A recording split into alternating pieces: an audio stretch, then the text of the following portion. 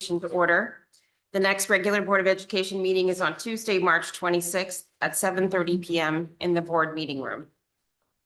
I'll start with a few quick remarks. Beginning with what we've been doing for the past two nights. We've been at the Board of Selectmen, RTM Education and F&B, and at the Board of Finance, requesting an appropriation of $850,000 to purchase 9 new special education transportation vehicles, which would enable the district to fully run its own special education transportation. This is an initiative that began in 2016 with 4 Suburbans. We currently operate 6, and we're looking to start the 24-25 school year with 8 Suburbans, 2 wheelchair vans, and 5 Type 2 buses. The vehicles serve all of our students who are eligible for and elect special education transportation, ELP through high school and into transition, which we'll be talking about this evening.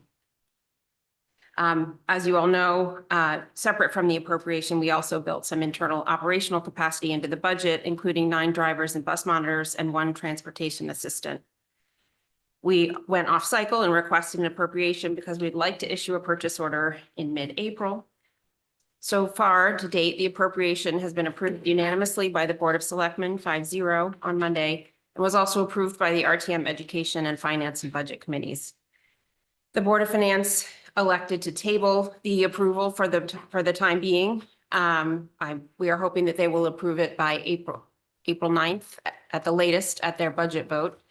And the members of the RTM are currently looking to see whether or not they can possibly approve it at their meeting on Monday, the 18th, or whether they need to wait until after the Board of Finance approve it first. We are hoping that the RTM appropriation can move forward as planned for Monday night, and that the Board of Finance approval can follow. Joe, can you pull your mic closer? I can, thank you. In a multi-year period of increasing costs, this makes a meaningful difference to our ability to serve students in other ways. $500,000 is the equivalent of 4.5 teachers, approximately the amount of the gifted program district-wide, and equates to about 6 paraprofessionals. It's a little more than elementary world language and is about the cost of the security initiative that we've just implemented. If we are able to move forward with this program, while there is an initial cost outlay, this should save us about $500,000 a year going forward.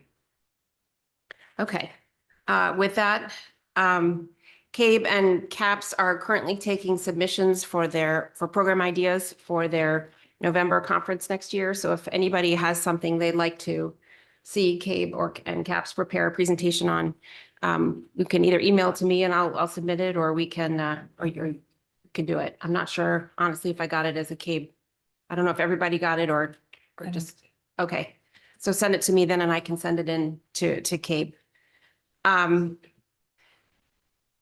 This is Board Member Appreciation Month. I recently learned that there are 1,400 members of local and regional boards of education in Connecticut, which makes us the largest group of elected officials in the state.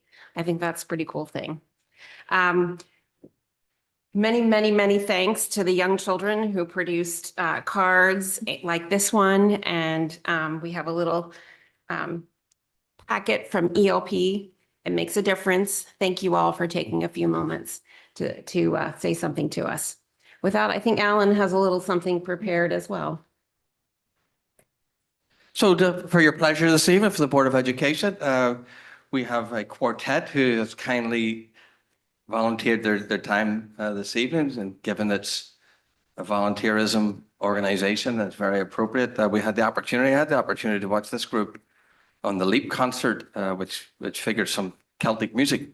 And since St. Patrick's Day is around the corner and we have CABE Appreciation Month, they were kind enough to say that they would come over. When I asked them, would you mind coming over? They quickly said, yes, absolutely. So with that, I'm going to let them do a wee bit of introduction. This is the quartet.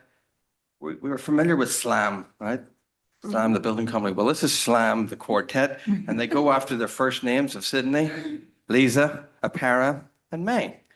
So with that, I'm going to introduce SLAM just to give you a little bit of pleasure this evening with a wee bit of Irish music. Welcome, everybody.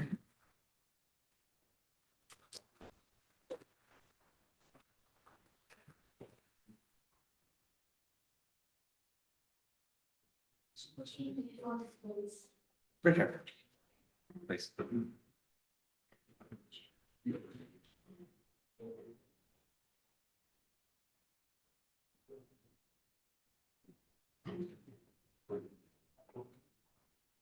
Hi, everyone. My name is Dr. Agnes. We're the Slam Quartet. So I'm Sydney. This is Lisa, Opara, and May. And tonight we'll be performing an Irish lullaby called To Rugby Rugby.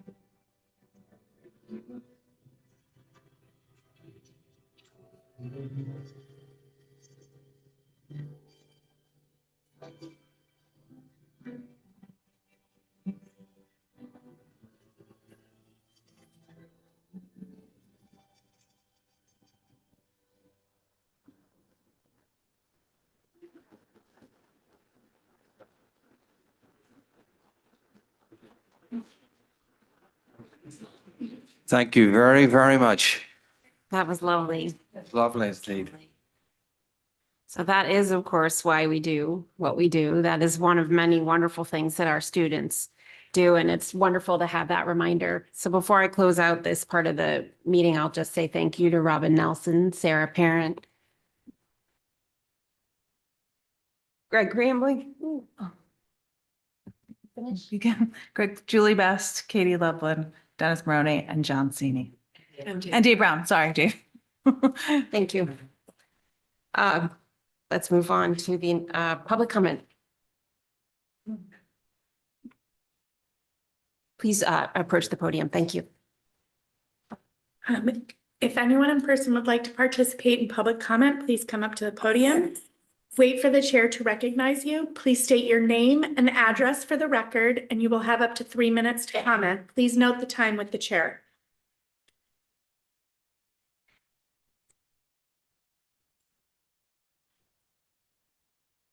When you're ready. That's it? Okay. My name is Elena Bueno. My address is 123 Hoyt Street. I am here because I am pretty horrified by the fact that we are cutting the budget of the school. I mean, in the last 4 years, so in 2021, the value of the budget increased by 2.3%. Inflation was 7%. So we cut the budget 4.6%. In 2022, value of the budget was increased by 4%, and inflation was 6.5%. So we cut the budget by 2.5%. In the last 2 years, we have barely covered inflation. Now, if we consider the fact that Connecticut is the state with the 10th highest inflation in the country, the only state up north that has inflation comparable to Texas, Florida, Tennessee, Mississippi, we could be talking about a 14% cut in the budget of the education budget. Now, this year, we are already having high inflation again. The last 6 months of the year and the first 6 months of 2025, we could have another 7-year inflation year, easy. I mean, and this is like, I'm being conservative. By the end of this budget we're talking about, we may be short 20%.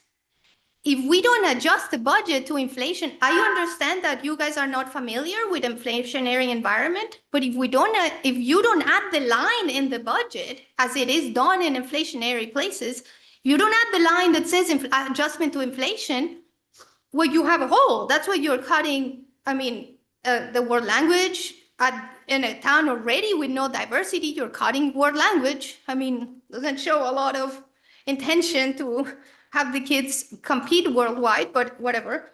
I don't have a clue. I don't know if it is that nobody understands economics. I don't really know what the problem is, but it clearly, we would have to adjust the budget to get back to 2020 levels. And this is the year to do that because we are going to have a reevaluation of the taxes. So, we're going to have more money. So people are already talking about cutting taxes. Cutting taxes in town while we cut the school budget. That's it. That's my comment. Thank I don't you. know if nobody understands here inflation. Does anybody? It sounds you for your- familiar. Are you done? Thank you for your time. Anybody else in person? If anybody online would like to participate, please use the raised hand icon. There are no raised hands at this time. Thank you, Cass. Okay. With that, I will move on to the superintendent's report. Good evening, everyone. Thanks. Welcome to members of the community and our staff this evening, and to those people who are participating online. I too would like to recognize our board members for their service. One of the characteristics and attributes of our town is clearly volunteerism and service. And I've always believed that we can tell our young people what to do, but as opposed to what we tell them what to do, if we show them what to do, I'm a firm believer that they rise to the occasion. So thank you for stepping to the plate. This is not an easy task by any means. So I appreciate your advocacy for all our students here in Darien. You have received this evening cards from each of the grade levels from pre-K through 5th grade. So each of you have one from, again, our ELP kids and our 5th graders, and they represent all of the elementary schools in our school system. So I speak on their behalf when I say thank you for everything that you do for them. We have a little video here, 2 videos, one very quick, one from someone who you will recognize, which is the Secretary of Education. He visited our school system some years ago, and he has a little message for board members.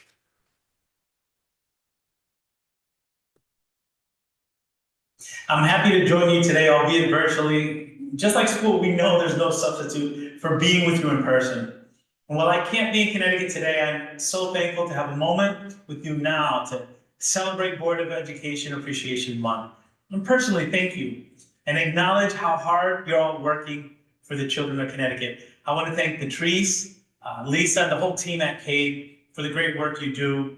CADE has really stepped up these last several years, and I've been fortunate to be able to work more closely with CADE. Thank you, CADE. Thank you all boards of education. What a time to be leading. You've done a great job. We say that board members are volunteers, but that could be farther from the reality. Over the past few years, you've taken on heavy fire. You've faced threats, bullying, protests. You stay in the arena. You wear many hats and roll up your sleeves to get to work for our schools and for our students. From elevating critical issues like learning recovery and mental health support, to ensuring that parents and communities get to have more of a say in their child's learning. Your efforts in and for your communities make all the difference. So we will balance that with a wee message from the 1st grade class over in Mrs. Gregory's classroom over at Oxford when I went to read to the class. They wanted to share their thoughts and appreciation to the Board of Education.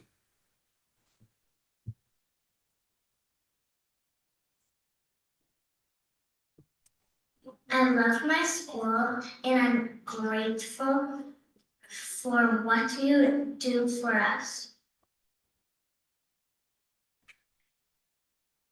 Like give the schools the stuff and gave the money for us to build the new school. They pay for stuff to help us learn, like reading and writing, with math too. And I think they help get really good teachers.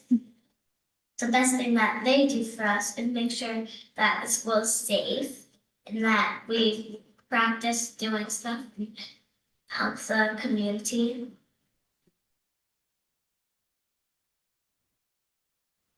They're really good people that help the public schools a lot.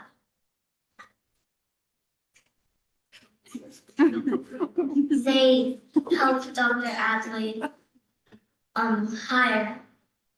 So I think they're really good at doing their job. Thank you so much for all that you do. We love our school and we're so grateful for you.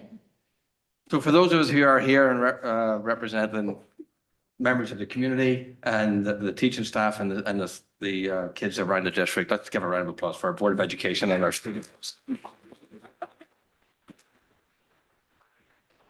And thank you to all the teachers and staff and students who participated. Thank you indeed. So the interview process for Ox Ridge and the Hindley principals is underway. Screening interviews have been completed, and parents and staff will be involved in the interview process for the last week in March. I'm pleased to share this evening the transition plan for Hindley, and that will be shared. Will go out at about 8:30 this evening to the members of the community. As you know, Ms. Snowden will be going to Region 12, and we wish her well and thank her for her leadership. But as we move forward, I'm pleased to announce that effective for April 1st through the spring recess until the through the end of the school year, Jan D'Amico will serve as the Hindley interim principal for the remainder of the school year. Mrs. D'Amico is here this evening. She's sitting over there. She has served as an assistant principal since 2020. And Jan was an elementary teacher and a PLC coordinator with the Bethel Schools for 7 years prior to this. So we thank Jennifer, and we look forward to her leadership throughout the rest of the school year. Additionally, Ms. Nicole Pentro, who is currently serving as our district elementary curriculum coordinator, as many of you know, will join the Hindley leadership team to provide additional support from April 1st through the 12th. So that's up until the April recess. Nicole was an elementary principal in Fairfield for 10 years, and she also worked in Hindley as a literacy interventionist. So I know she will be welcomed at the school. Immediately after the spring break, starting April 22nd through the remainder of the school year, Christina Brass-Taylor, I think many of you probably know Christina, will serve as the Hindley interim assistant principal for the remainder of the school year. Christina is a highly experienced and respected special education administrator. Most recently, she served as the high school special education department chair, and she's presently assisting the district by covering maternity leaves both at the middle school and Darien High School. Central Services will continue to work with Jen and the staff throughout the remainder of the year, and our priority is clearly to have a smooth transition to the end of the school year with the quality of instruction, but I'll have a smooth transition for parents, students, and staff members.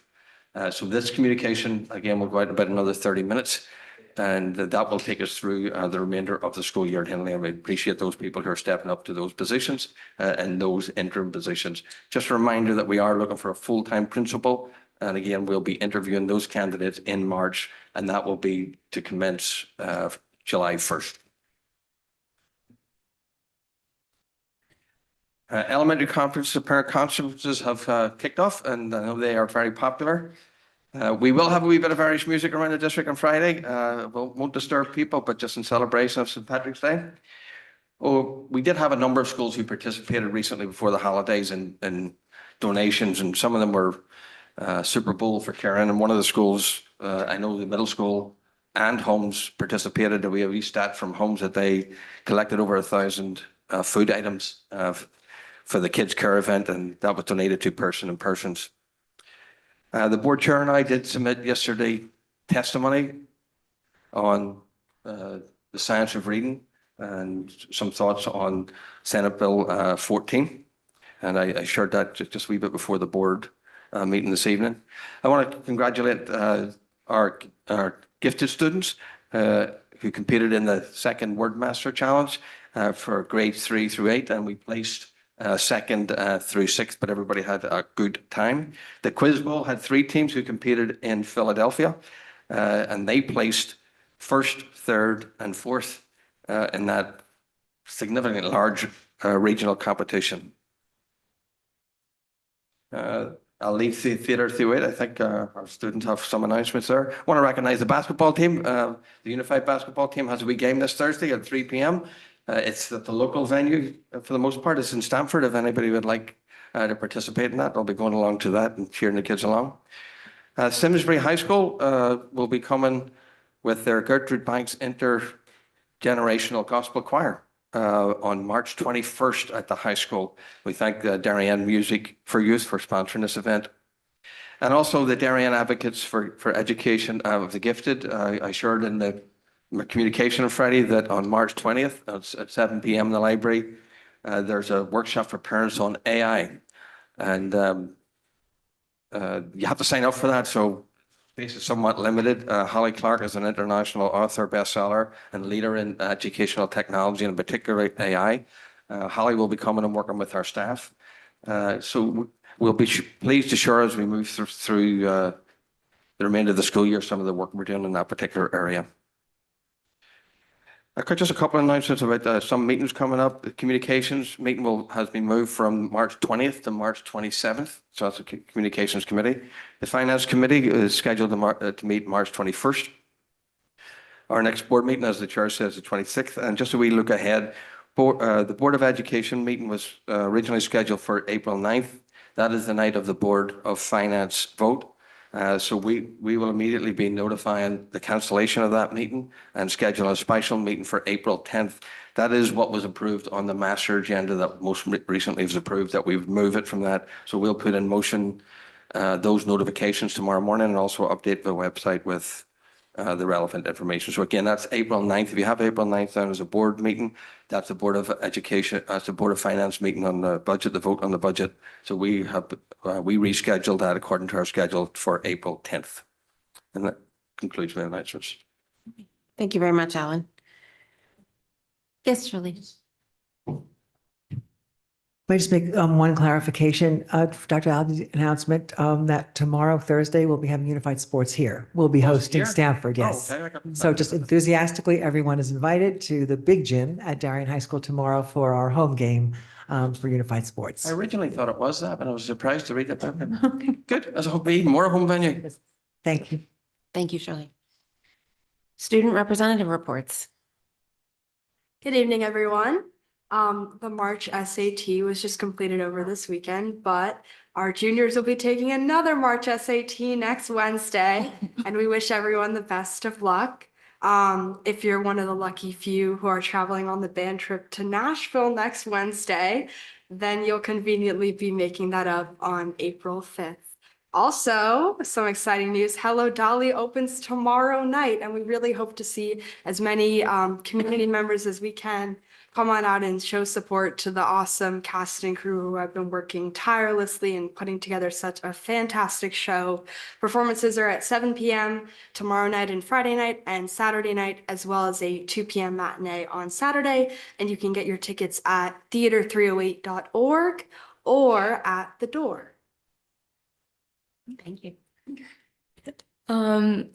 Good evening. So seniors had their 100 days dinner last Thursday, which was celebrating our final 100 days before graduation. And seniors are also finalizing their internship plans this week because plans are due early next week. So we'll all know where we're going. And lastly, student government is planning a school bonfire for the 22nd of March, which will be held at school from like 6 to 8 p.m. And the event is free to attend, so hopefully all DHS students are welcome, and there'll be food trucks and live music. And also thank you so much to all the board members for all that you do. And I think I can speak for most students when I say that we really appreciate it. Thank you. It's very kind. Mr. Kendall. Yes. I just want to mention that the board, you do have a book there, Trust and Inspire. That is a book study that our cabinet engaged in, and all the administrators throughout the district have participated in for the year. Leon Krolikowski, our Director of Security, was so inspired that he contacted the author and had him personalize the books for you for this evening. So that was Leon's little gift to you. So I hope you enjoy the read, and maybe we have a wee chance to discuss some of it maybe during this board retreat or otherwise. Thank you. And thank you to Leon. Yeah. Wow. With that, I'll move to the ever exciting approval of the minutes. Thank you, Sarah. May I have a motion to approve the following minutes of the regular meeting held on February 15th, 2024, minutes of the regular meeting held on February 27th, 2024. That's Sarah, seconded by Robin. All those in favor?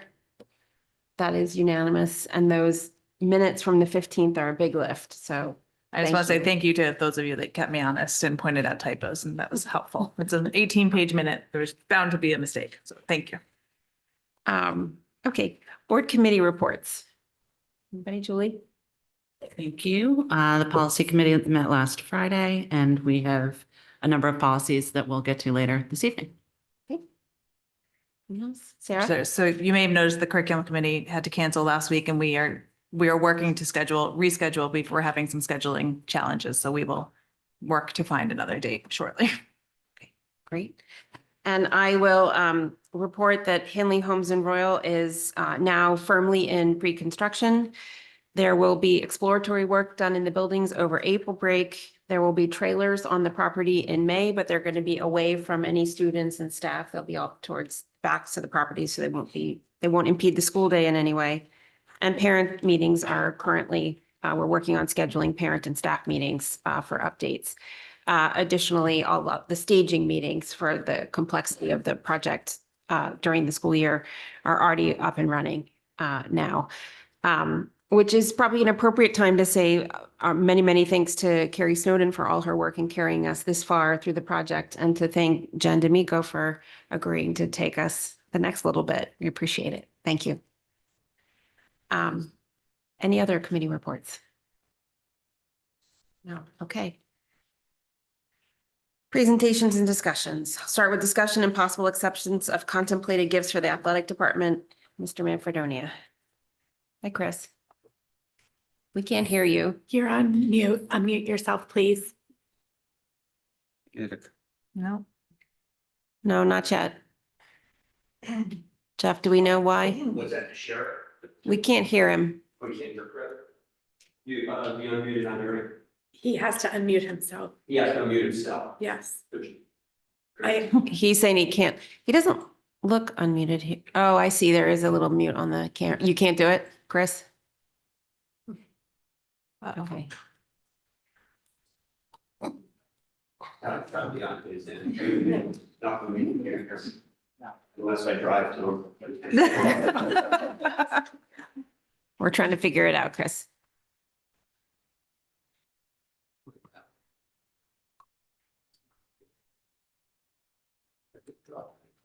Now it looks frozen.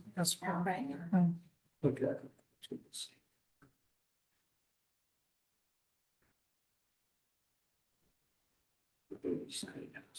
I can try to speak this if you want, just from. Can you make him close? Can you hear me now? Oh, there you go. Yeah. Yes, I'm so thank you, sorry. Chris. That's okay. I'm sorry, I'm at the bowels of Leaky Bank Arena. And couldn't be, I apologize for that. All right, all right. Thank you for being here. Fire away. Okay, so you have a couple of contemplated gifts to be considered tonight. The first is from the Blue Wave Booster Club.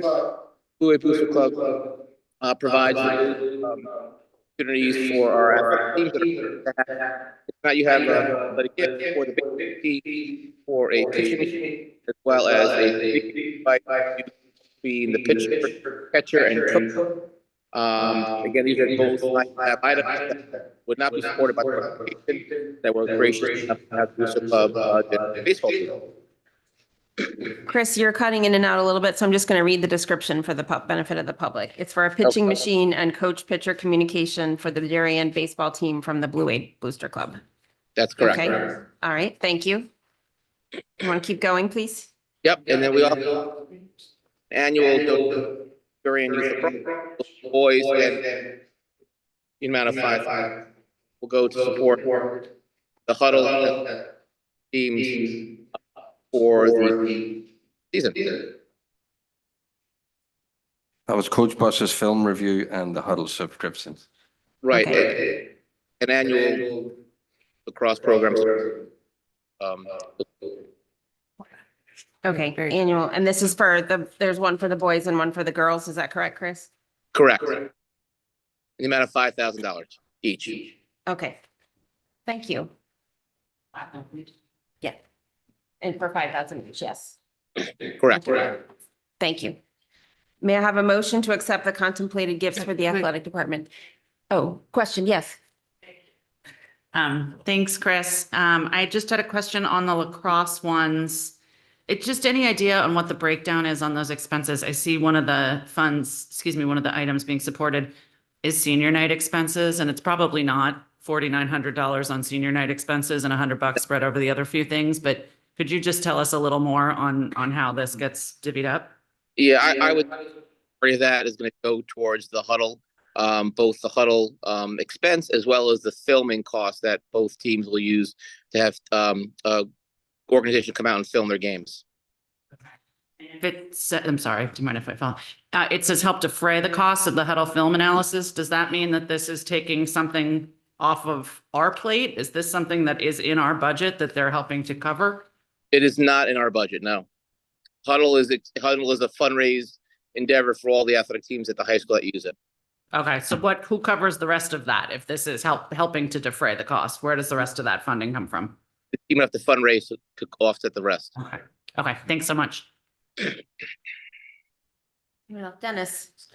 Hi, Chris. Thank you. I see that the gifts for the lacrosse is from the Darien Youth Lacrosse Association. And my question is, how many other sports have youth groups supporting them at high school level? Off the top of my head, I can't think of one that has made a donation in recent time. So I think youth lacrosse would be the only one that I can think of. Okay, thank you. Mm-hmm. Katie. Actually, Chris, I believe that the Darien Junior Field Hockey did this fall as well. Thank you. Yeah. So my question is about that process. As a parent of a Darien Junior Field Hockey player, I was not aware that a donation was being made or that fundraising had happened. So I'm curious about what the relationship is between some of the youth sports and how those funds are kind of allocated and donated, and what the communication is back to the actual players who are paying fees for that. Yeah, so my understanding is when youth lacrosse opens its registration, they have a button that a family can choose to donate or not that will go towards the high school program. So it's very So it's separate than you're saying from the program fees in this case? Correct. In this case, it is, yes. Okay, thank you. And then in the packet, it looks like there's a duplicate. I just wanted to confirm that it's one donation. It's boys and girls. So they are, it's for the same thing. It's okay. Thank you. And those operate in the same fashion then, Chris, like that sort of box for a donation amount, like that exists for both the boys team and the girls separately, or it's one organization? So youth lacrosse gives $5,000 to the boys lacrosse program at Darien High School, and also gives $5,000 if approved to the girls program at Darien High School.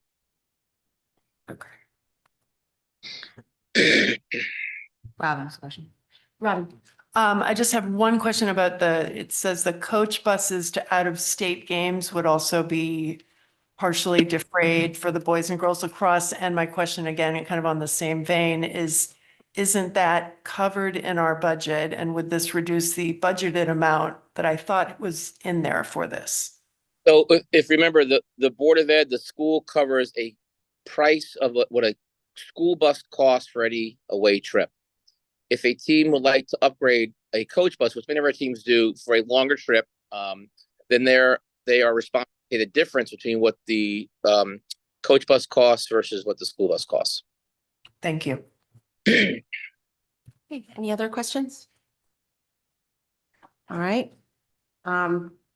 With our thanks, may I have a motion to accept the contemplated gifts for the athletic department? Dennis, seconded by Robin. All those in favor? That is unanimous. I can't see Greg. Greg, if you are, is he on or is he not on? Yes, I'm on. You're on, okay. I'm just in an airport, so I'm. Okay. All right, Greg, did you vote Raised yes? hand. Okay, Wonderful. thank you. Thank Just- you. If you oppose something, just let me know. Yep, I can check. Thanks. Okay, Thank you all. thank you, Chris. Thank you, Christopher. Okay, the next item, update on the transition committee, Shirley Klein and Scott McCarthy. Good evening, members of the Board of Education, Dr. Adley, colleagues, students, and families. Last spring, the board approved the goal to convene a transition planning steering committee that would review the transition needs of our students, assess current opportunities for transition programs, evaluate, consider, and develop a transition program curriculum scope and sequence to address the individual needs of our students and post-secondary opportunities. The steering committee members include district and building administrators, secondary school psychologist, secondary speech and language pathologist, secondary school counselor, and MMS and DHS special education teachers, and a BCABA. The design of the steering committee was really to ensure that the practitioners who work with our students and families and who are the providers and implementers of their educational programs and related services are the stakeholders who will develop the continuum of transition programs and proposal to address the individual needs of our students. I'm delighted to introduce some of the steering committee members this evening on our panel. Taylor Bonanno is one of our psychologists at Darien High School. Megan Bergeron. Oh, I didn't go in order. Sorry, let me go back. Christiana Antonucci, a special education teacher at DHS. Megan Bergeron, one of our special education teachers at MMS. Kat Brunswick, didn't go in order again. Sorry, Kat. Allison Mullane, one of our high school administrators and assistant principal at DHS.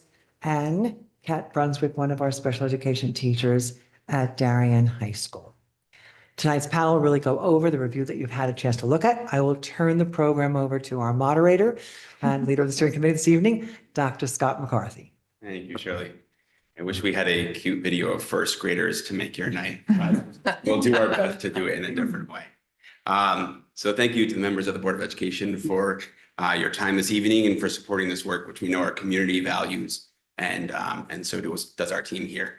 I wanted to start off by talking a little bit about the philosophy of specialized programming that we have in Darien. So we believe that programs are not spaces, they require spaces, but programs are more than spaces. So programs require the ability to be flexible to student needs. They require the ability to implement a continuum of services based on student needs, and they require the ability to in the moment adjust and reflect those student needs throughout their programming. So similarly, what we'll talk about tonight is how a transition program and the transition programs that we have observed and studied are able to do that and what those best practices are.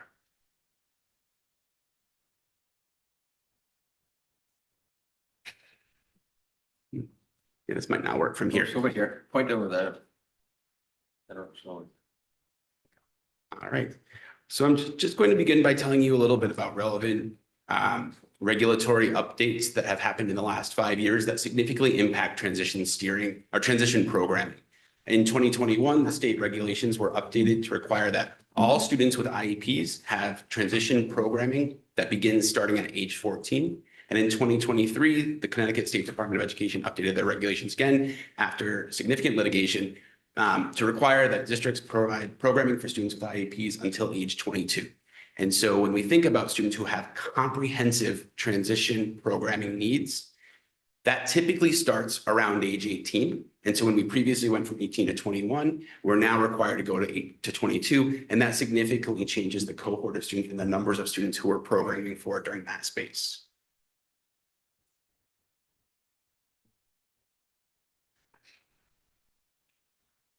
Thanks. So transition services are activities that are designed to improve the academic and functional achievement of our students who have transition needs. They include specialized instruction, they include related services, and these are goal-oriented services that help students achieve their goals towards post-secondary education, vocational education, integrated employment, supported employment, continuing adult education, a variety of skills. So these are truly individualized based on the student's self-determination.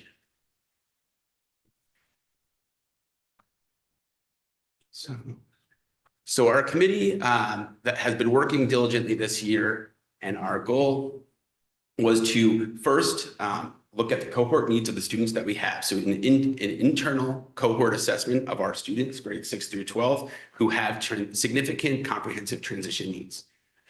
We also wanted to look at local programs and do site visits of our local programs to identify what are the best practices in transition programming that exist in this area.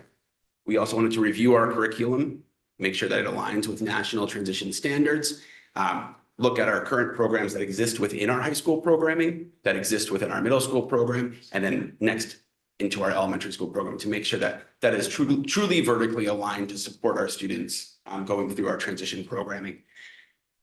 Obviously, the end goal is to develop and implement a program. That's objective 4. So the first 3 objectives were the work of our committee this school year, and we have representatives from each of those objectives subcommittees who will be presenting to you tonight on the detailed work that they have done. Before I turn it over to our committee presenters, I just wanted to highlight the extraordinary efforts of the larger committee that worked on this project throughout this school year on their own time, who have been dedicated to supporting the needs of our students who are their students, who they know and are helping to design a program that can meet their needs. So these were the committee memberships. So I will now turn it over to Taylor Bonanno, one of our school psychologists at Darien High School, to talk about the work of the cohort needs assessment that we conducted internally as a subcommittee. Okay. Thanks, Scott. So the first objective was to evaluate the current and future individual needs of our enrolled students in grades 6 through 12. And these are students with comprehensive services, and we utilize their current IEPs, evaluations, and information from team members. So we conducted an internal needs assessment based on those students that are currently enrolled in Darien Public Schools and reviewed the IEPs that included those comprehensive services. And then after making this list of students across the middle and high school levels, we projected the enrollment for the transition program over the next 5 years. The factors that we considered for eligibility were based on family input and their current PPT recommendations. We reviewed IEP goals and objectives, as well as their current programming. So for example, students with comprehensive services, we looked at students who receive paraeducator support, students who receive modified academic content, students who may need functional living skills taught to them, students who could be or may be nonverbal, students who may be medically fragile or have physical impairments.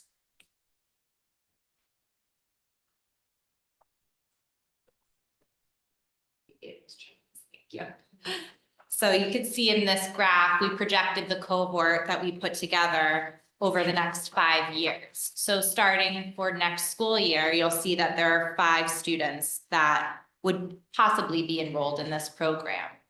And as you go through the years, you see that the numbers increase. And the third bar shows that there's over 15 students that could be eligible for transition services. After that, you see that the numbers slightly dip, but the following years, we are not anticipating that they decrease significantly. Instead, we anticipate that they plateau. While looking at our K-5 population, there are several students that have comprehensive needs that would be in the future of this program. Also, we have to consider that we don't know the number of students that may move into district. For example, there are 2 current students that are in this graph now, that if we projected this cohort last year at this time, we wouldn't have had those students as part of the enrollment.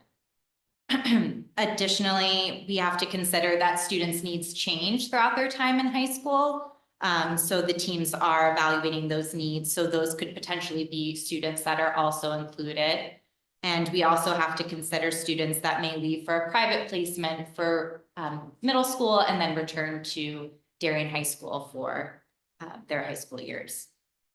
So now I will pass it over to Christiana Antonucci and Megan Bergeron to talk about the program evaluation and the site visitations. Thank you. Our objective was to identify essential components of Darien's transition program and what that should include in its plan through members' research of best practices from local and national exemplar programs with input from all stakeholders. The first thing that we did was look at the Connecticut State Department of Education's approved list of transition programs. And this list includes both private and public programs. So based on this list, we identified programs that had exemplary reputations and reached out to schedule visits and collect information. Based on the information that we collected, we were able to identify successful programs. On the left, we listed the target sites that we identified to interview and visit. And again, these sites include both public and private programs. On the right, we included areas in which we wanted to gather information. And some of these areas include how much time students spend in internship experiences and how much time students spend receiving specialized instruction. I am going to turn it over to Megan to discuss some of the insights we gathered from the program visits. Thank you, Christiana. So throughout our site visits and our conversations with a variety of programs, we found that there are 3 main and essential components to supporting students in their success from 18 to 22. Specialized instruction focuses on functional academics, vocational skills, and pre-teaching for college courses. This is also a time that students receive related services in areas such as OT, PT, and speech. One of the most vital components of a transition program is internship and vocational experience, focused on job coaching and working toward competitive employment. Another big takeaway from our experience visiting was the importance of building relationships within the community to enrich students' experiences in their own town and employ skills learned from previous specialized instruction. So each student schedule is uniquely created to meet their individual needs and goals. While we know that there are many options as to what a student's schedule may look like, here's an example of what most typically represents a student's week. Often the day begins at the program's home base, whether that be at the Board of Education, a rented space, or a college campus. An example of how this time is spent could be planning out safe travel routes and pre-teaching skills necessary for success in the internships, jobs, community experiences, and college courses. Here, some students work on functional academics, such as managing their bank accounts. Next, students have a brief period for social and leisure time, which gives them a chance to have a choice in preferred activity, such as an art project, going for a walk with a friend, or listening to music.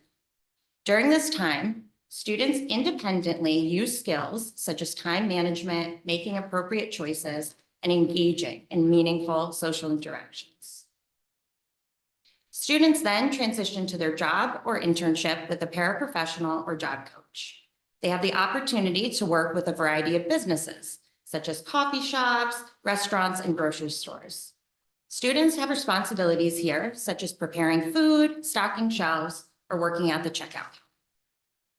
On the days that students are not at their job or internship, this time is focused on daily living skills, such as doing laundry, folding clothes, health and hygiene, and safe and healthy relationships.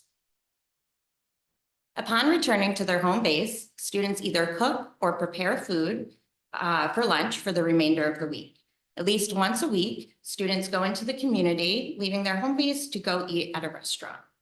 This is another great opportunity for students to practice social, transportation, and money management skills.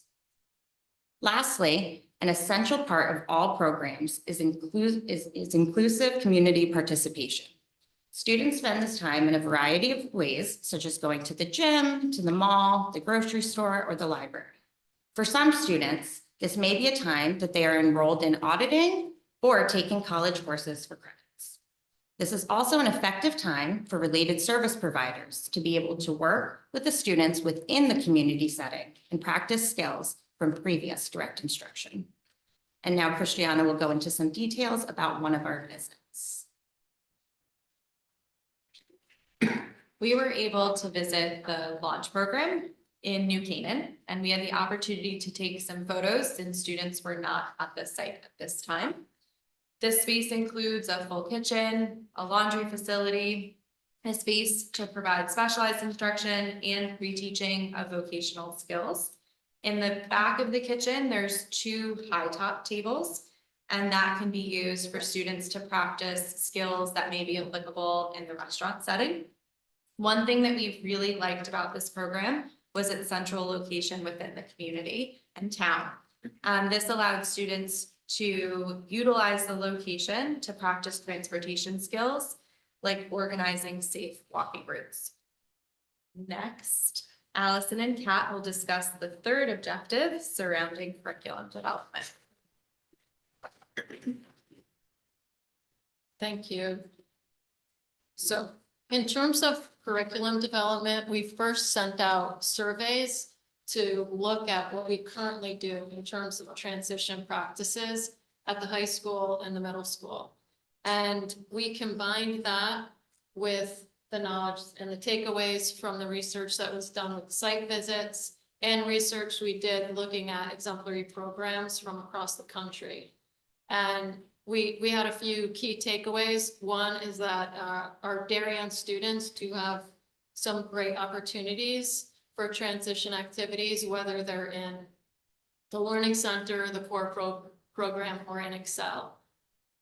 We identified some key aspects of the curriculum that we'd like to see codified and have vertical alignment from middle school all the way up to the 18 to 22 transition program. And so I just want to touch on a little bit of what we mean by those key aspects. So for assessing or accessing academics for college and career readiness, we're not just talking about having students go into the general education classes for inclusion. We're also talking about specific instruction in their special education classes around academics geared toward their specific IEP and learning strategies around academics such as time management, executive functioning skills, note-taking and listening. And we've tried to align all of these aspects with various competencies from the vision of the graduate. We find that that academic one aligns very closely with communication. And when we look at self-determination, we're targeting the competencies of integrity, empathy, and creativity. And we're having students explore, who they are, what they value, and what they want from their lives. And so the lessons around self-determination would include lessons on self-advocacy, college preparation, and problem solving, decision making. When we look at career exploration, one other thing about the self-determination, we really want students to develop a sense of competency and autonomy. And we want to combine that with giving them the skills that they need to have healthy relationships with others. In terms of career exploration, we aligned that with curiosity. So we want students to be aware of the 16 different career clusters and various pathways that are included in those career clusters. And we want students to be able to develop an action plan for themselves geared toward a particular interest of theirs that aligns with a particular career cluster. And some of the important skills that we want to make sure are taught would be involved around like applying for a job, being able to interview well for a job, and to understand what the behavioral workplace expectations are. So Kat, you want to talk a little bit about it? Sure. Hello. The current curriculum in the Excel program at DHS is aligned with the Connecticut state standards and the students' individual goals and objectives, focusing on increasing the students' independence, communication, and curiosity by providing instructional opportunities for career exploration and vocational trades. These lessons are taught during a learning center class where students participate in pictorial interest inventories or surveys. Students practice completing each section of an online application that references the volunteer work they have participated in and internships. The students in the Excel program have volunteered at Person to Person, Reynolds Farm, and a few of our students have had summer internships at the cafe located in the Darien YMCA.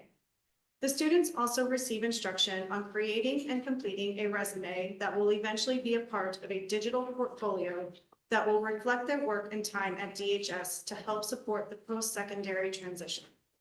Students also practice their interview skills by participating in round-robin interviews with their peers, with a lead teacher providing feedback so students begin to generalize and hone their communication skills in conversational exchanges.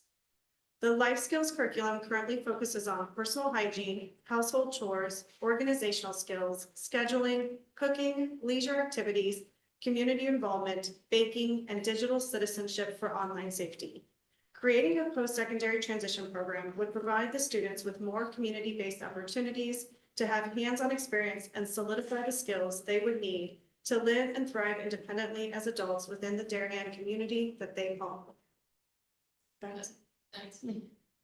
So the last bullet that's on there about course proposals, we went off on a little bit of a tangent, but we think it's worthwhile. As we looked at the opportunities that our special education or students who receive special education get, we noticed that they have a lot of opportunities to develop these independent living skills. But our students in general education don't necessarily have those same opportunities. So our general education students have classes such as health and personal finance and DIY, but they don't have a lot more than that to develop independent living skills. They're extremely well prepared academically to go off for rigorous college experiences.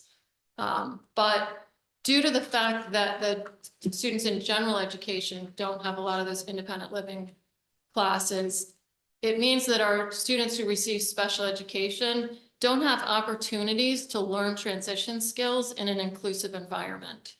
So to that end, we came up with a plan for 2 new courses that we're going to propose to the high school curriculum council.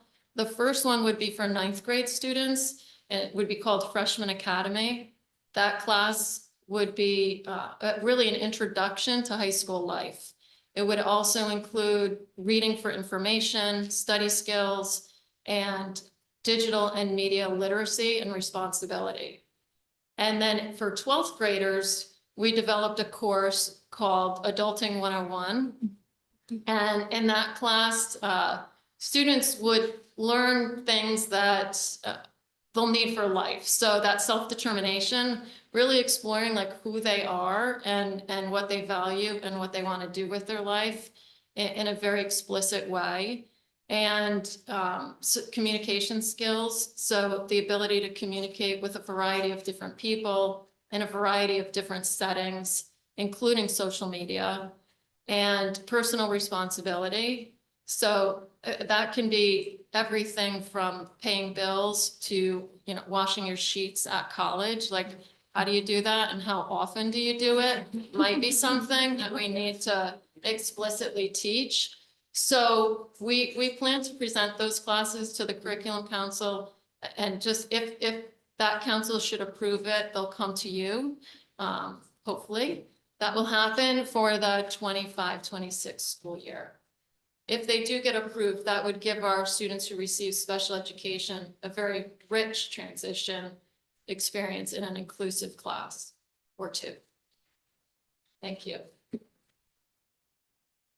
So I think you can hear from the representatives from our first three subcommittees, the hard work that they have completed toward this goal of developing a program, which is really objective for is program development and implementation.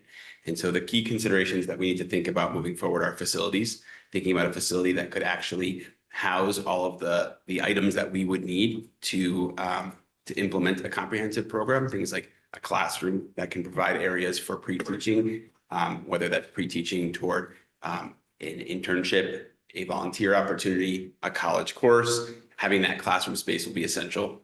Having a full operating kitchen, washer and dryer, bathroom, possibly an area for fitness.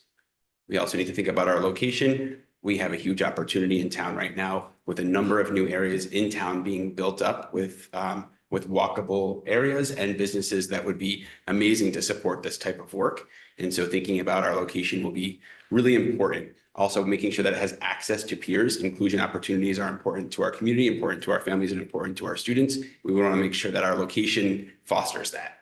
Access to public transportation or transportation that we're designing in a way that students can learn from will also be key. We'll also have to think about a staffing model. What is the staffing model that is going to be the most effective to address our students' needs? We've seen a number of different staffing models from other counterpart site visits. And so making sure that our staffing model that we propose addresses the students' needs as well. And in addition, we need to look at our local partnerships. So we have started some of that work. We have had a partnership established with the Darien Chamber of Commerce. They are excited about the partnership. We are excited about the partnership. They have access to businesses that span anything you could think of, from a vet's office to retail stores to restaurants to banks, really allowing students to have access to internship and vocational experiences that are of interest to them. And so that will be a really essential component. They have talked to us a little bit about opportunities like hosting an open house for their businesses so that we could teach those businesses about the benefit of having an inclusive space and what we can offer them to train their staff about how to work with our students as well. So we're really excited about that partnership. We're also looking forward to establishing partnerships with local universities. That will be another key component of ensuring that we have that full continuum of inclusion opportunities for our students. So that will be another key piece. And in terms of our next steps, we have completed our process of reviewing student-specific information, which was a long process, but it is now complete and de-identified in such a way that we would now really welcome and look to design parent involvement opportunities. So whether that be focus groups or parents joining our committee, we really want to hear from our parents about what do they see as an essential component of or essential components of transition programming. So that would be part of our next step. We also look to continue to develop partnership sites, whether that's community sites for recreation, for social inclusion opportunities, again, possibly with some colleges or universities in the area. We are finishing up some of our local program sites that haven't been able to be visited for scheduling reasons. So those will be completed so that we have all that information to review. Our curriculum group will be continuing to work with the Curriculum Council, reviewing the National Transition Standards and making sure that the curriculum that we are developing aligns to those standards. And then again, doing that backwards mapping activity of making sure that we go back down to 9 through 12, back down to 6 through 8, and back down to K to 5 to make sure that scope and sequence leads us to having a successful program. And then, of course, a huge component of this will be thinking about the fiscal planning and proposal. So looking at a staffing model to bring to you, identifying what those FTEs will look like, what facilities will look like, what transportation will look like in terms of expenses, and then also considering efficiencies that may exist in other spaces. So efficiencies that may exist in RC24 and our tuition budget, looking at grant funding that's coming out of the state related to to transition as well. So our next step will be really in that objective 4 and coming back to you all with a proposal either in the fall or before of what a program could look like. And with that, we open up to questions. Thank you all very much. We appreciate this work. I'll turn it to the board. I have questions, but I'm happy to go later. Anybody else wants to kick it off? Go ahead, Katie. Hi, thank you all very much for this presentation and for the work that you put into it. I wanted to start with a few kind of big picture questions just to kind of understand. What specifically was the charge of this committee?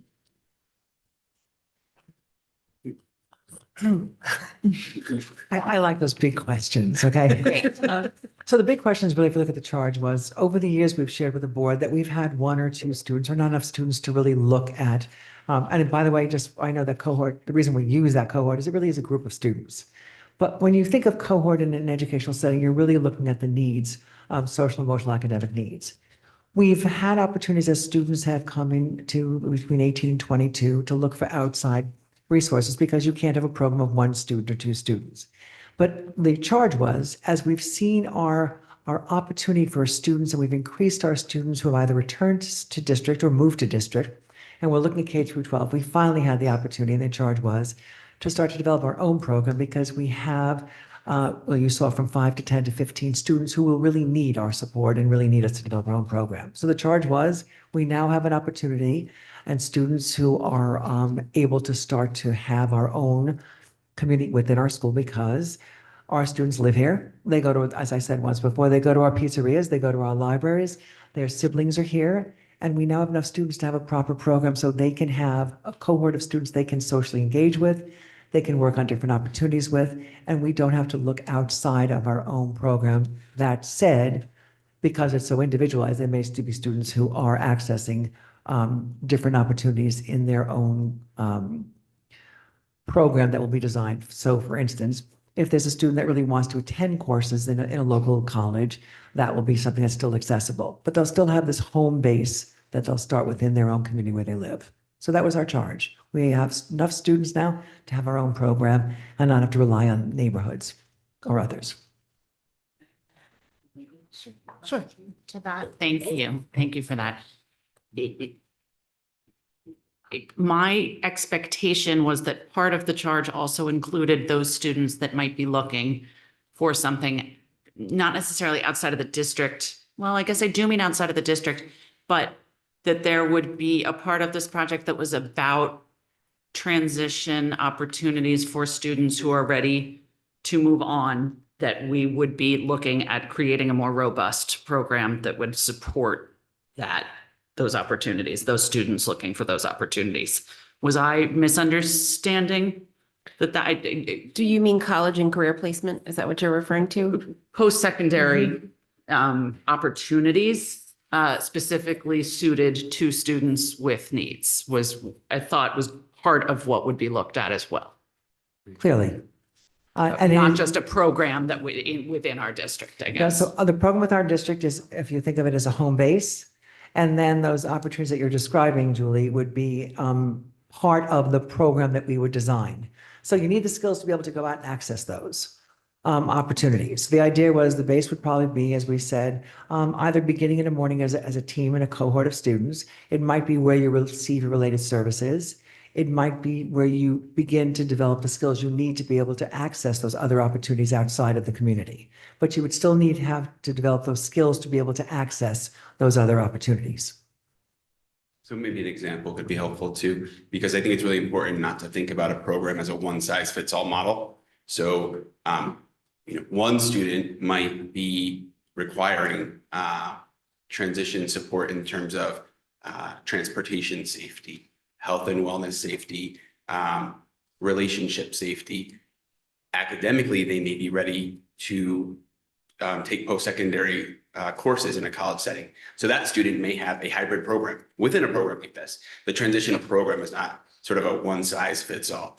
Another student may need comprehensive support across all areas of their academics, their vocational skills, their life skills, and their personal skills. And that student may access the program throughout the day. So similar to our other programs like Excel, ALC, or all of our programs, there are a range of, or a continuum of opportunities to access the program. But the program itself contains the core essential components so that it can have that flexibility to have a student have an individualized program. Can we pick up on this topic of, and I see you, this topic of placement and how complicated it is to facilitate college and career placement? It requires that the people here in our district know a lot about what's available from the college perspective, but also a lot about for students who may wish to transition directly to employment, how that looks. How are we getting our staff ready for that type of complexity? Sure. So we have had, and I hope I understand your question correctly, but we have had Kathy Oster, Director of School Counseling, and another school counselor on our committee doing that work as well. So a lot of research has gone on to think about that post-secondary work of understanding colleges with support services for students who are looking to obtain the skills required to transition to one of those settings. So again, having that self-determination. What is the student looking to accomplish? And that's what the transition program would be helping, would be looking to help them do. Thank Can you. can I try to add to that also? And I hope, as Scott said, I'm answering correctly. And this goes back, maybe it's helpful to Julie's point. It's probably easier if I just use an example of what that precursor would be. And I'm looking at different disciplines. So we'll just take a hypothetical. Okay, this is not an actual student, but there's a student. So there's a student who really wants to pursue going to college and taking a university class, but the university, I'm giving you a hypothetical, you have to be independent to take that class. They're not, they're not looking for that particular class is not able to support with either paraeducators or other staff. And this student has the skill requisites in terms of the precursors. We can pre-teach, we can do the academic piece, but really doesn't have a lot of the independence to negotiate a college setting to get into the classrooms around the campus to do that. So to Scott's point, we'll do a lot of travel mapping. We'll do a lot of visits to the college to get used to it. We'll do some approximation and some fading of support where we may have to start with someone really helping and assisting that student to get to the class.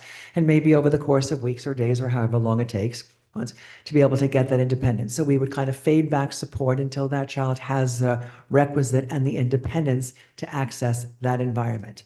So very often it can be something, and there can be, I keep looking at the psychologist, a speech therapist, teacher, there can be one of those domains that really has to be addressed before the student can access some of the rigor and different opportunities. So that's, I think that might help in terms of understanding what it can do. There might be a child, I can do with speech and language also. I'll do clinical, I'll start with a psychologist where they really need that support because there's an avoidance. They're really not comfortable going into a large setting. They're not comfortable going into a classroom that has a large amount of students, and they're not able to really access the social skill that has to go along with that. So that would be what our pre-teaching is, really approximating that again, having that student work with a school psychologist, or a counselor or someone to really help that student gain the skill to be able to go in and do that independently. Every program we visited, independence is a real significant piece to this. So whether it's independence of your social emotional status, your linguistic status, your academic status, your motor status, whatever that is, and that domain is what our responsibility would be to get students into different rigors and opportunities for learning. I hope that's helpful. One piece to that. We're already seeing that this is a challenge. So we have students who participate in our Excel program and who require continued support for transition-based activities, vocational-based activities. And when they hit that that year where they would walk across the stage and they're receiving their certificate, they're continuing to be eligible for services. They want to live and be part of their community and be with their families. And designing a vocational experience on an 8-day rotating schedule is impossible. And so and Kat's laughing because she's trying it right now. So again, it's not that the program itself is a one size fits all. It allows itself that flexibility for a student to transition from high school. Well, all of their other peers are transitioning as well. So they walk across the stage and they get to leave and go to a next program to what that looks like for each student could be different. For some students, that might be significant work towards competitive employment. And for some students, that might look like developing the requisite skills to attend a post-secondary supported institution. There could be a range. So I'm just going to follow up on my own question one more time. How are we, I appreciate the answers. So I hear the answer on how we're getting staff ready for placement in college. I appreciate the flexibility that we're building into the program. How are we training staff to support students who might go to an employment environment, competitive employment? How do our staff get familiar with what's out there and how that's a big lift, and it's a little different than what high schools typically do. Right. So there are national standards for transition, curriculum standards for transition that we would be implementing and training our staff on. A lot of that really comes from community relationships and assessing what is the need of the space. Often we think about what is the student's interest first, and then what space in the community has availability for us to have some supportive job coaching, and then thinking about how are we actually going to implement those standards within that environment. So that will require professional development. Okay, can we put that on our fiscal planning piece? Yes, yeah, of course. Thank you. And if I may just add to the professional development piece, great question. The other piece is what we've already begun, and we have both Kathy Oster, the Director of Counseling, as well as Allison Longfellow is one of the members of our team. The counselors are really investigating, looking at learning about programs, not just in Connecticut and neighboring states, but outside of the local area, and getting from not only familiar, but understanding what the prerequisites are for those programs, how we can prepare our students to get access to those programs. And that's been a partnership with parents also have shared their experience. We've learned from them, as well as what we're asking our counselors to learn. Thank you. Katie. Okay, so just piggybacking off that, I'm glad to hear that professional development came up, and while I understand you guys have a lot of work ahead of you, I would just flag that it would be great to hear also about not just the professional development that's going to the guidance counselors, but also how that is coming back to other staff in terms of transition assessments and transition goal writing. Because I think as we further develop and get more involved in transition programming, we'll learn more about what needs to come before that. So just to follow up on kind of the conversation and the question that we were having, I feel like we might slightly be misunderstanding each other, so I'm just going to try again slightly differently. I think that sometimes when we start talking about cohorts in particular, we can fall into explaining the specific and unique concerns of a high need population. And I understand that this program absolutely is necessary and could be a really wonderful thing for so many of our students. It's actually very exciting. However, it does not address the full scope of students in special education that will be completing their senior year at DHS. And I think that was kind of where some of the question was coming, right? So this program clearly has been identified as maybe benefiting, say, 5 kids in the first year, maybe up to like 15 at one point. So my question is, what about, let's say there's 300 kids graduating, right? We have a 20% identification rate. So we've got 60 students, right? So if we say 10 of them might be eligible for this program, what are we doing in terms of transition planning and preparation for those other 50 kids? Some of them, absolutely, independence is not an issue for them, right? Some of them, might have a lifelong learning disability like dyslexia, and they need to school that can have accommodations. Some other ones, what if they had, let's say, a mental health issue and perhaps were interested in a gap year? But how are we kind of crafting a department expertise in order to serve and advise all students? I think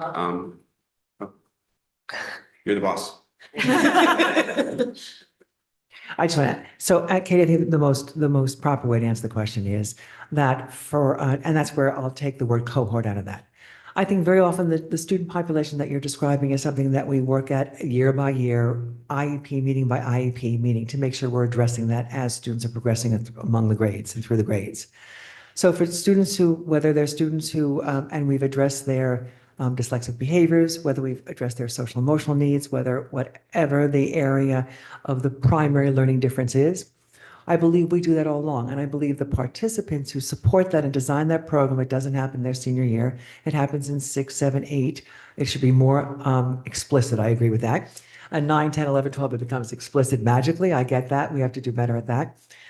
That said, it's the school psychologist on that team, it's the speech language pathologist on that team, it's the special education educator on that team, it's the general education educator on that team, it's the administrator who supports that, it's the school counselor. So all the team members of that student are and should be designing what that trajectory is for post-secondary. That would be the most proper way to address it. And we need to do that explicitly. It should not be implicit, it should be explicit. Okay, so sorry, just to make sure I understood, you're saying that really that needs to be built in all along the way, and that will continue to improve and become more robust in Darien as we gain knowledge and do the professional development and all those things. For all those stakeholders, those team members. Yes, okay, thank you. And just to add to that, Sullivan, I think you're exactly right in what you're talking about. So it's not just the 60 students with IEPs in their senior year who don't know how to do laundry in their freshman year of college, as Allison pointed out. It's probably all 300. So while the charge of this group was to really think about comprehensive transition programming and a comprehensive transition program to address the students who have needs across all of these areas, the work identified gaps going K-12, and that's some of that work you're seeing with, the development of 2 classes. So we already are seeing that there's an offshoot of this work that's going to need to go, backwards, in thinking about how are we aligning a curriculum for all students who have transition goals and objectives and needs, to support their transition, whether that's understanding how to self-advocate for my accommodations in college and practicing that, whether that's understanding my own mental health profile so that I understand in my next setting how I'm going to be able to manage that. So I think we have a lot of work to do, and that's kind of become illuminated through our work together. So there's certainly an offshoot that needs to happen as well, thinking about how are we writing our post-secondary outcome goals, how are we doing our transition evaluations so that they're effective. I think we have a lot of work to do, and we've sort of seen that through this program, or through this committee work. I appreciate you saying that and look forward to hearing more about areas that you guys continue to identify and develop. So thank you. Of course. Dennis, then Julie. One thing I think I missed on here is the timeline of when to expect the rollout of the program. Yep. And do we have a time, is that 25, 26? That's our goal. So we're hoping to come back to you prior to budget season prior to October, with a proposal, with an actual firm proposal. Okay. Not we're hoping. We will come back to you with a proposal prior to the fall with an actual outline of what once we get that parent input and feedback and complete the process, actually outline for you. And then can I build on that? Because one of the things that I scratched down is, are we going to have to develop ed specs for a space to determine what that is? And will that have to be before budget season because we'll have to apply it? So I think the timeline needs to be worked out for me of when this needs to roll out, because there has to be work done from us as well as you to make this happen before the budget season. If I may humbly add to that, we're planning, as Scott said, to come fully prepared with a proposal to ask for a lot. We're not going to be shy about this because we'll including space, staff, timelines, and looking at that. So we know we have to come prepared for that. Okay. Yes, just exactly what you said, Dennis. We have to do that because there's more to it than just.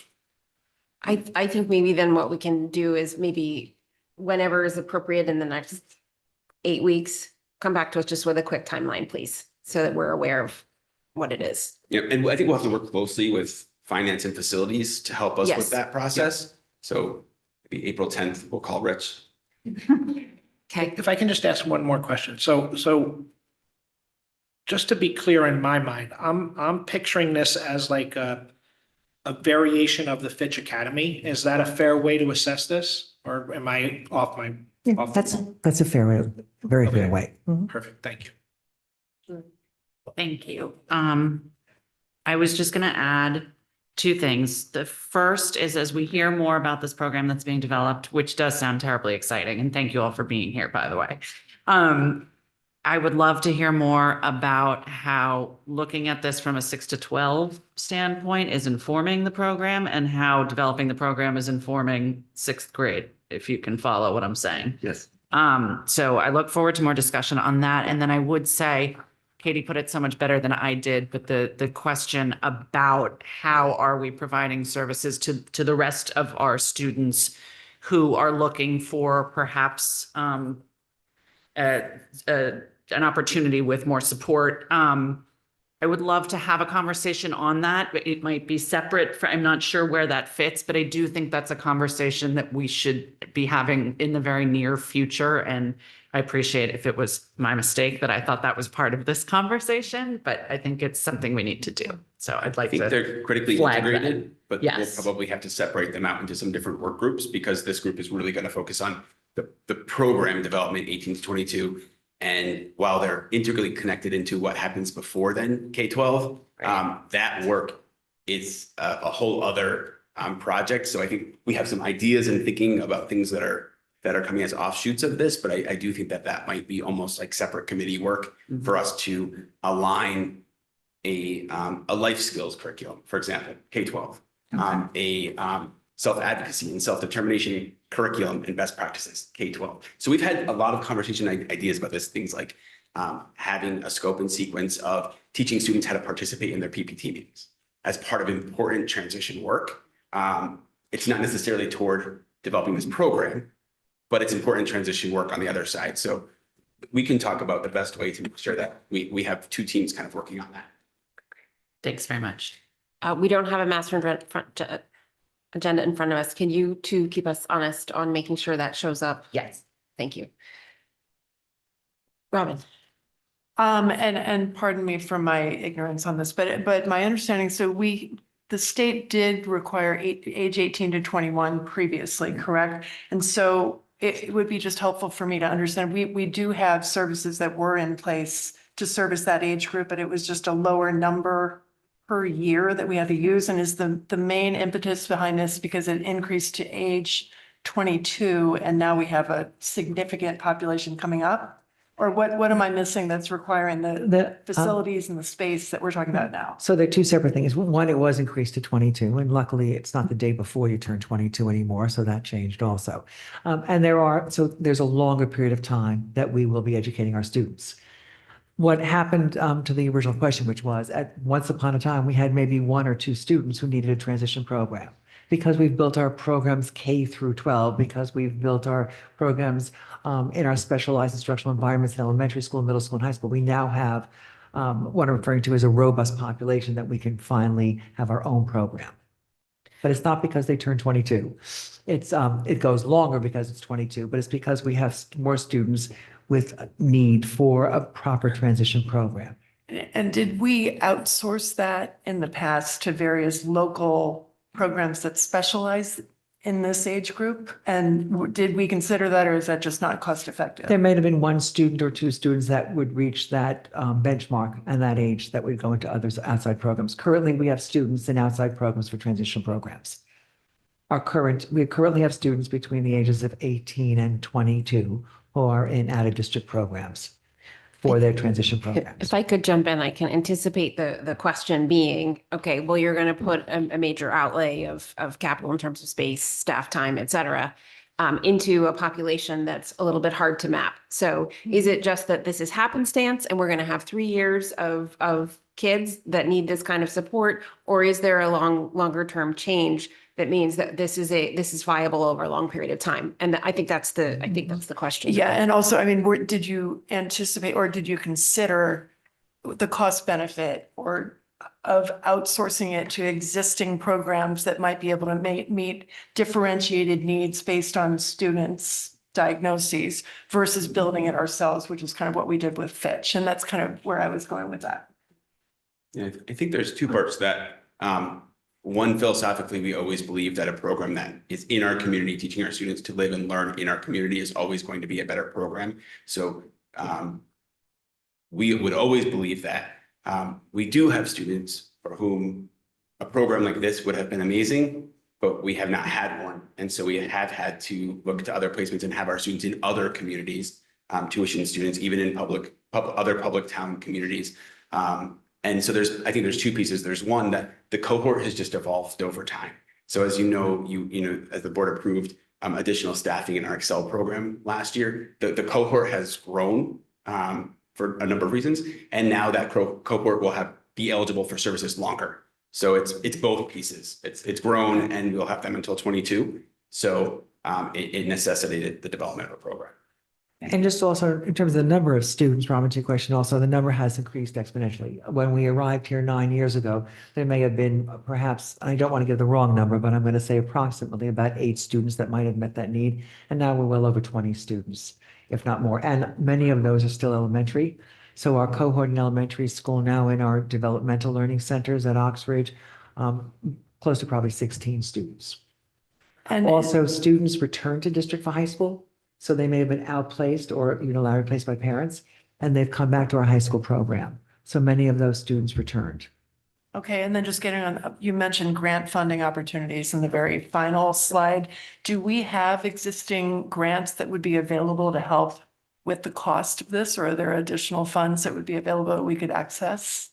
So the State Department in the past week has opened a grant that we will be applying for transition services specifically. And so that will be, I believe, Rich, that's for this current school year, and hopefully will also exist next year as well. Thank you. So a couple of things. Can you talk to whether or not you looked at the, say, New Canaan, Westport, whatever they have? Is there a possibility that, New Canaan has something very different than this, that maybe some of our students would benefit from? And if we built something like this, some of is there the ability to share? And I fully understand that you want to bring them into your own community, but is there the possibility that we build something that might be beneficial to more? Or is it that you really want to focus on, and I see the community benefit for sure, but I'm just curious if there's, something lacking out there in the county that maybe we build and they come. That's possible. Each program model is pretty different. There's a competing space, for example, on college campuses. So the Westport Public Schools has a relationship with Fairfield University. The Fairfield Public Schools used to have a relationship with Fairfield University. Now they've had to find space at the University of Bridgeport. So it could be that programs have specific focus models that could address certain student needs that maybe ours could address in other ways, and there could be collaborations. We have already had tuition students in other programs in local districts, so that certainly can be part of the conversation, and we work closely with those programs. Yeah, I was just curious if there's a hole that you see that, maybe we could fill, that we could fill. I don't know if there's a whole, it depends on the students. Right. And the population. I think the advantage also to having the opportunity now to build our own program is to be in our own community. Yeah. And especially since downtown is becoming so vibrant with new buildings and new businesses, that our students who live in our community can have job opportunities that they may not have had before. Understood. My next question is more of a question for us and for Alan. When we're thinking about these financial outlays, just thinking about our current budget process and how challenging that's been this year, I'm projecting forward that this is a big lift, right?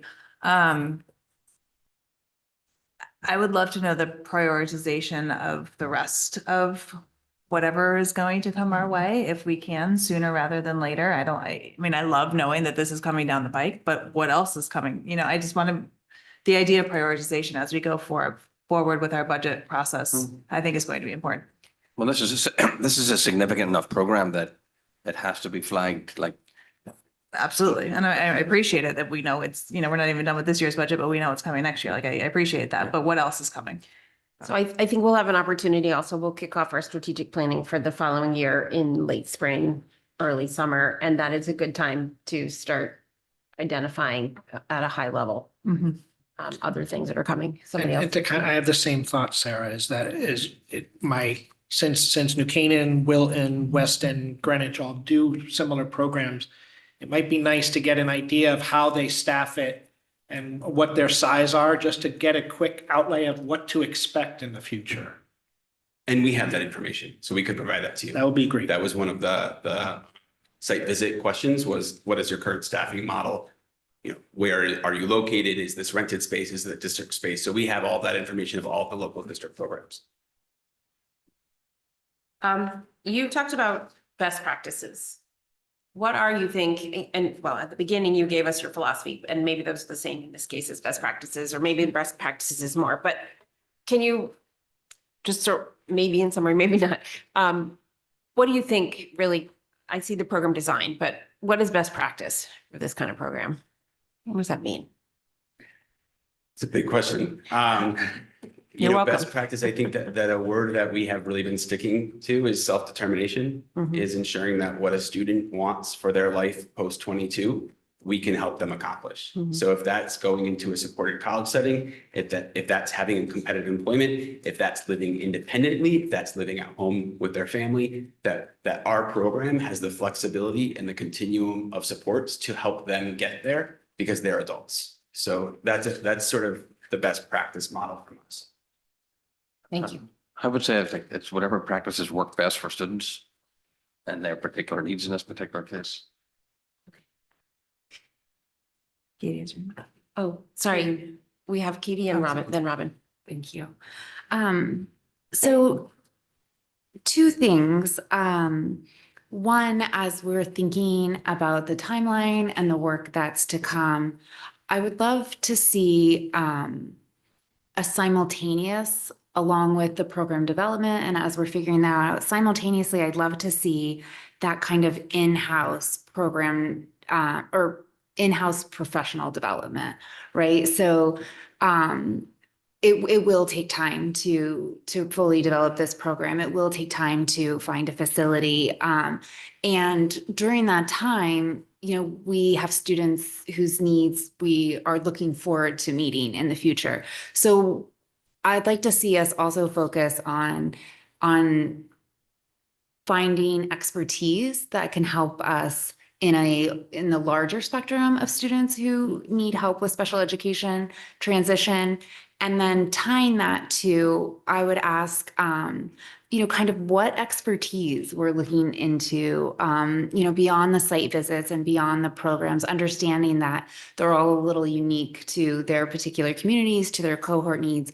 What expertise have we engaged in? You know, who would the point person even be in-house as we talk about developing our current staff that would be guiding and advising families? And by the way, Dr. McCarthy, I really appreciate just your comments about, you know, really looking for student outcomes and centering that around what students want for their own lives. Thank you for that.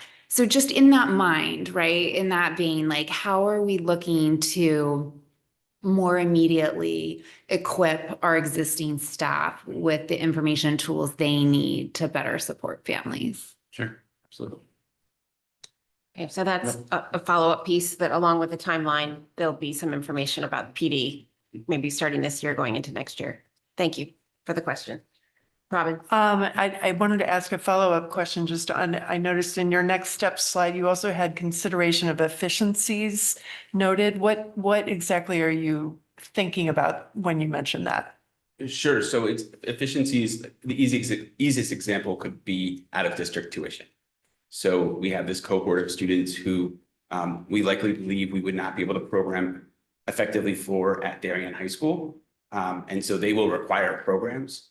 And so as we project out what those students' programs could look like, and we also think about having an in-district program, assessing what that efficiency would look like. There could be efficiencies in other spaces as well. So you're saying that if we had our own program, potentially that would reduce the number of outplacements? Is that what you were saying? Or Within that cohort. within that cohort? Right. Okay, thank you.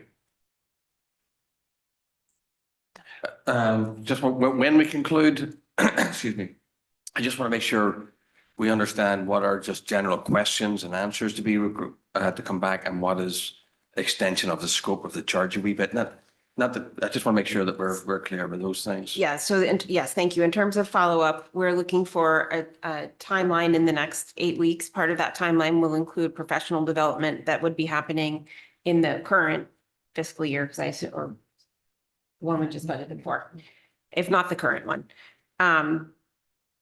Then after that, I think separately, we have an agenda item to talk about some of the broader based items that are identified. In particular, college or post-secondary placement and independence for students who don't fall inside of this cohort. We can, follow your lead as groups. Katie and Julie will make sure that we don't lose the thought, but we'll follow your lead in terms of when it should show up on an agenda as a future talking point. And then we are expecting late summer, fall. This will show up as an actual presentation with the fiscal resources attached. More immediately, when we have the strategic plan discussion, it will show up there. Is that correct? Dennis? I have two last points. One, on transportation, I'm trying to build in the chair's comments earlier, not trying to identify any students, but would there possibly be wheelchair needs for people that we would need a wheelchair van to help transport these children, and maybe possibly owning a wheelchair van in district would be beneficial? Yes, it would. Yes and yes. Thank you. Secondly, going back to the classes, sorry. Adulting 101, I have two college graduates who said that they were taught enough to get through, but they were amazed at how many of their fellow students have zero idea how to do Adulting 101. So I think that would be a great thing. And I would, just as a plug, to teach you someone how to change a tire and maybe jump a car as well. But my point is, Freshman 101, is high school too late to start that, and should it be done in middle school? Because when you get to high school, you're already behind of how to learn how to do high school when you're in ninth grade. So something to think about, maybe. And I think to Julie's point of that sixth grade piece too. Yeah. I think we're thinking going way back. What is that, a vertical alignment, even before sixth grade? But I love the ideas.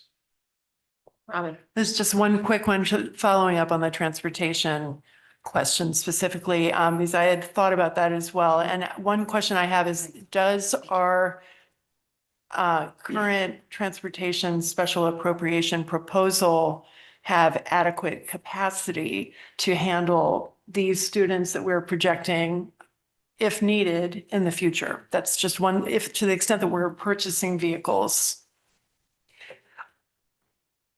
I don't know if we can answer depending on the students and where they are. I think the advantage that we're thinking of using the current proposal of transportation in vans is that a lot of the transportation would happen after other students arrive at their school. So if all our students come in just using a Fitch model, if they all arrive at school at the same time, and then some students are going out, they've got to make their own arrangements to call for the Suburban, to go to work at a store in town or at the library or at a new opportunity in medical office or a physician's veterinarian. We would use them during the day when it's not being used for either ELP or other out-of-district transportation. Okay, thank you. We will come back to you with that assessment as well, with the proposal. Greg, I see you have your hand up. Yeah, just real quick. I think something I don't think I heard you mention it, Jill, in your follow-up items was just an understanding of what other districts are doing, how they're doing it. Kind of, I'd be interested in understanding, like, what's the program look like? What's their process? How many people are in their programs? How's that changed over time?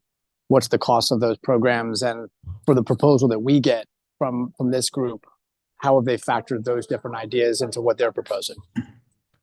Thank you, Greg, for catching that one.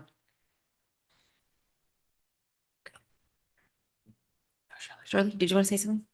If you're closing, I just want to say one thing, and thank you for acknowledging our committee members here tonight panel. I do want to say that as part of this extraordinary panel that's been there and volunteered, but just for Taylor and for Christiana, for Megan and for Allison and for Kat and all the other members, people were like lining up to be on this panel, just so you know. These are our colleagues who have done this. We had to actually turn people away. And just to know the commitment we have in terms of supporting all learners here, and just to thank them, and I know you've acknowledged them already, but all of this work and everyone sitting here tonight and the rest of our committee members know how important this work is. So just thank you. Yes, it is. Thank you for doing it. Thank you. Oh, and Yeah. Dr. McCarthy's extraordinary leadership, please, who put this all together. I don't want to forget that. And Dr. McCarthy, thank you. Thank you all. Have a good night. Okay. With that, we'll move on to the update on the strategic plan and board goals. Dr. Adley and Dr. Fedigan. Dr. Adley left. We want to give everyone a chance to turn the paper over or the computer.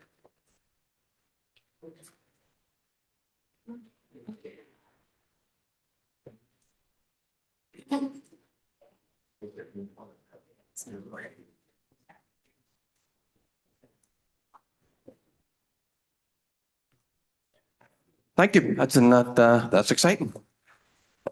So I'd like to, if I may, just sort of walk through some processes we went through here and just some variations of modifications of how we were presenting it tonight. Look, we're on a wee bit of a journey here. The good news is our strategic plan is guiding the work of the board, guiding the work of administration, guiding the work of the actual district. We know we have some work to do in terms of maybe how we present it, or including maybe the metrics. I recognize that. The reality is we can't completely change midstream, so to speak, or we're in the last trimester, so to speak. But I think over the summer, end of summer retreat, we can be very specific about some things in terms of whether they're metrics or aspects of variations of modifying the plan or otherwise. I'm very proud of the plan, actually, in the sense of it's alive as well. It's been revised. The reflective nature of it that the board takes and the participation of it, they're all positive things. So I just want to recognize that because I know that I want you to know that I'm listening to some of the suggestions, ideas, and how we may move forward. So with that, I'll just do a wee sort of. Alan, will you let me jump in for 1 second? Of course. Yes.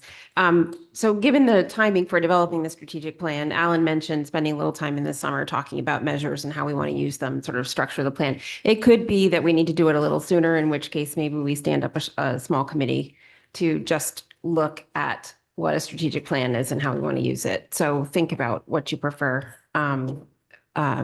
But I just want to make sure that before we actually put the next strategic plan together, we are in sync about what it looks like, what a measure is, what an action is, so that we don't have to do this midstream.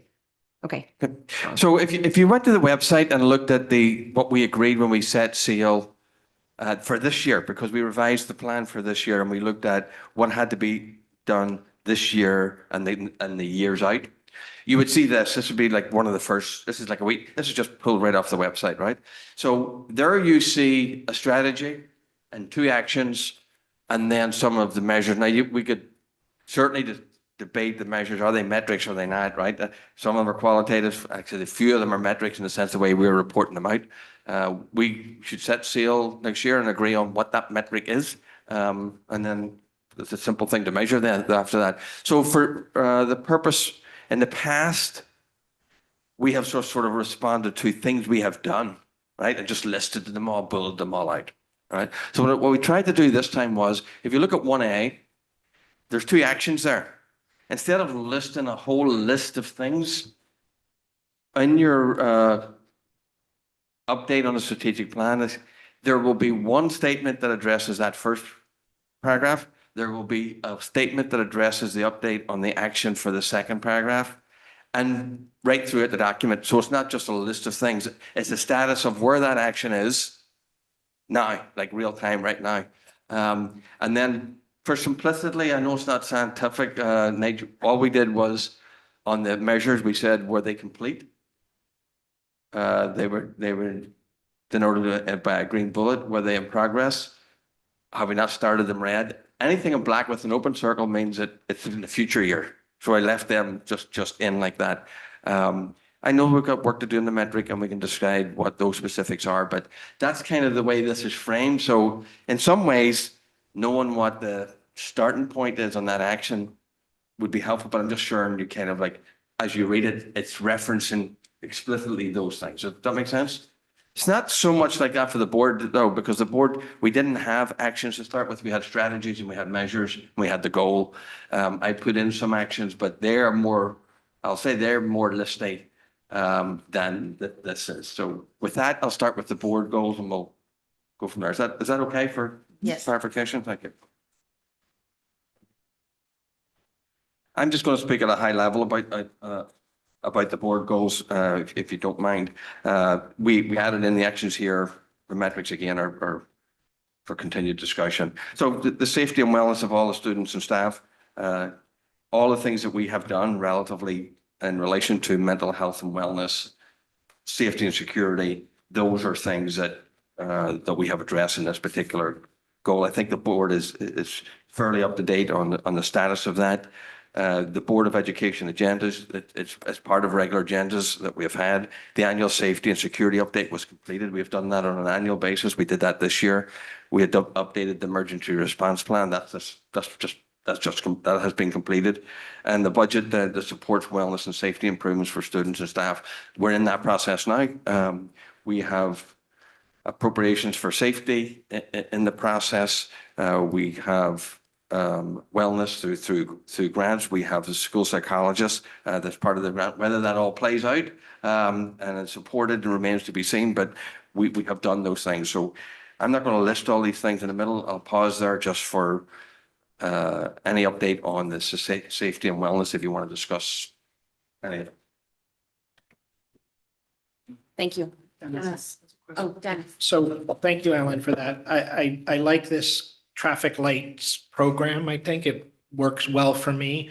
But I'm just trying to understand what the symbols mean. So specifically, like the budget that supports wellness and safety you have in progress. Is that because we haven't fully approved the budget or we haven't addressed those points? It hasn't completed the process, basically. Okay, just to be clear, so I'm trying to understand what they mean. So, because I feel like we've done our budget, but it hasn't Correct. been fully approved. But I just want to make sure to the public that's all that that we've addressed these points and it's not like this is still in progress, that we're trying to support the wellness and safety of staff. No, that's a good clarification, yes. Thank you.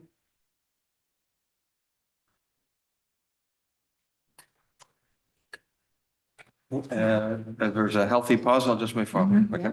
Of course, what Mr. Ruddle's in charge of is all green, is all big, right? So there you go. But the reality as it is, we did the revised calendar.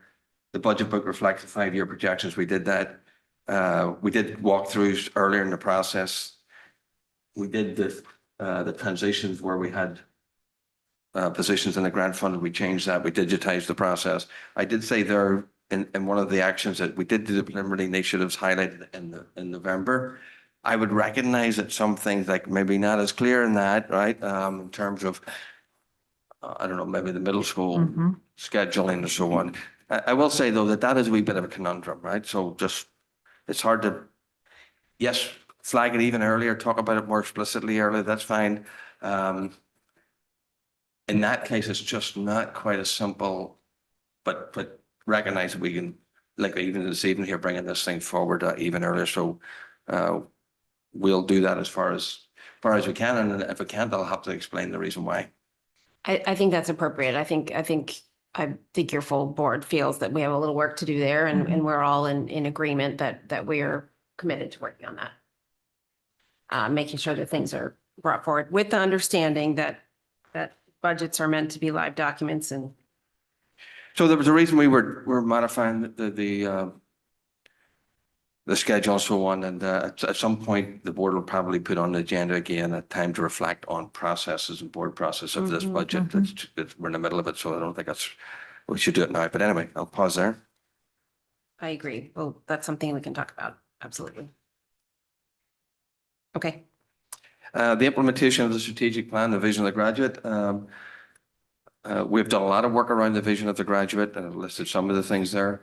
I can share with you, it's alive and well also in the district.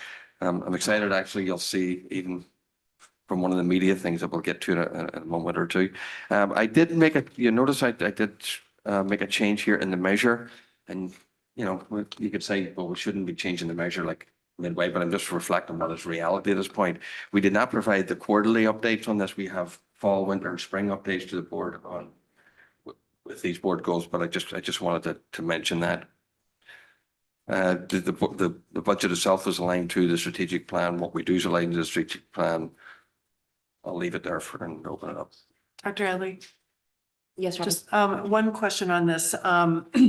The actions in this, and I know this is the winter update and there was a lot of work being done on the vision of the graduate implementation, but I would want to make sure that, you know, a big part of the strategic work of the board is implementing the strategic plan, which also, you know, the number one goal is enhancing teaching and learning. Yes. And so I would hope that an action in here specifically would be the board's focus on enhancing teaching and learning. For example, and this might get into the actual strategic plan kind of goals versus board goals, but things like the K-3 literacy waiver or efforts that we can do to improve various programs as we evaluate test scores. And I mean, that kind of gets into some of the mechanics of the strategic plan, but I want to make sure that we don't lose sight of the board goals of the importance of the teaching and learning as one of the Board of Ed's primary kind of functions. So the board early on had that discussion, and in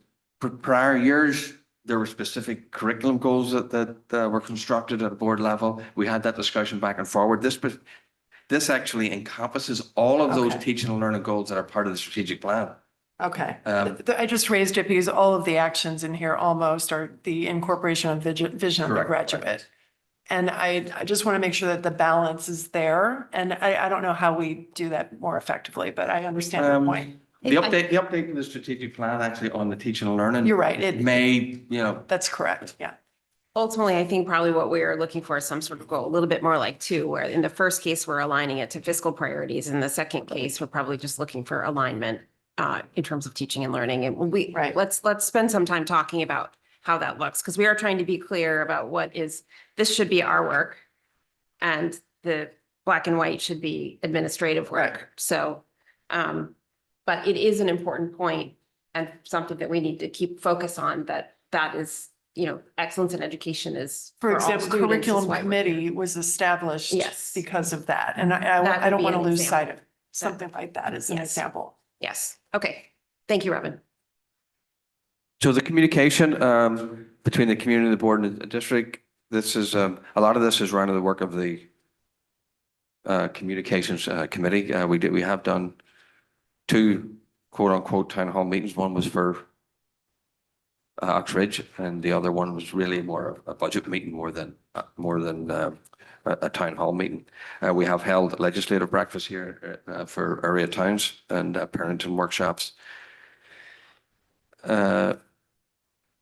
On the measures, I would just say that it's a wee bit of a work in progress, but one of the things we're trying to do at the start of meetings or regularly during the meeting is sort of recognize student and celebrate student accomplishments. We should also do that for staff, and I'm sure they've done it so much for staff, but something that, you know, I should follow through with is just really the students and staff in the spotlight. I think we had a discussion before. It'd be nice at some point to get that on if we want to get it on the agenda, to go forward with that.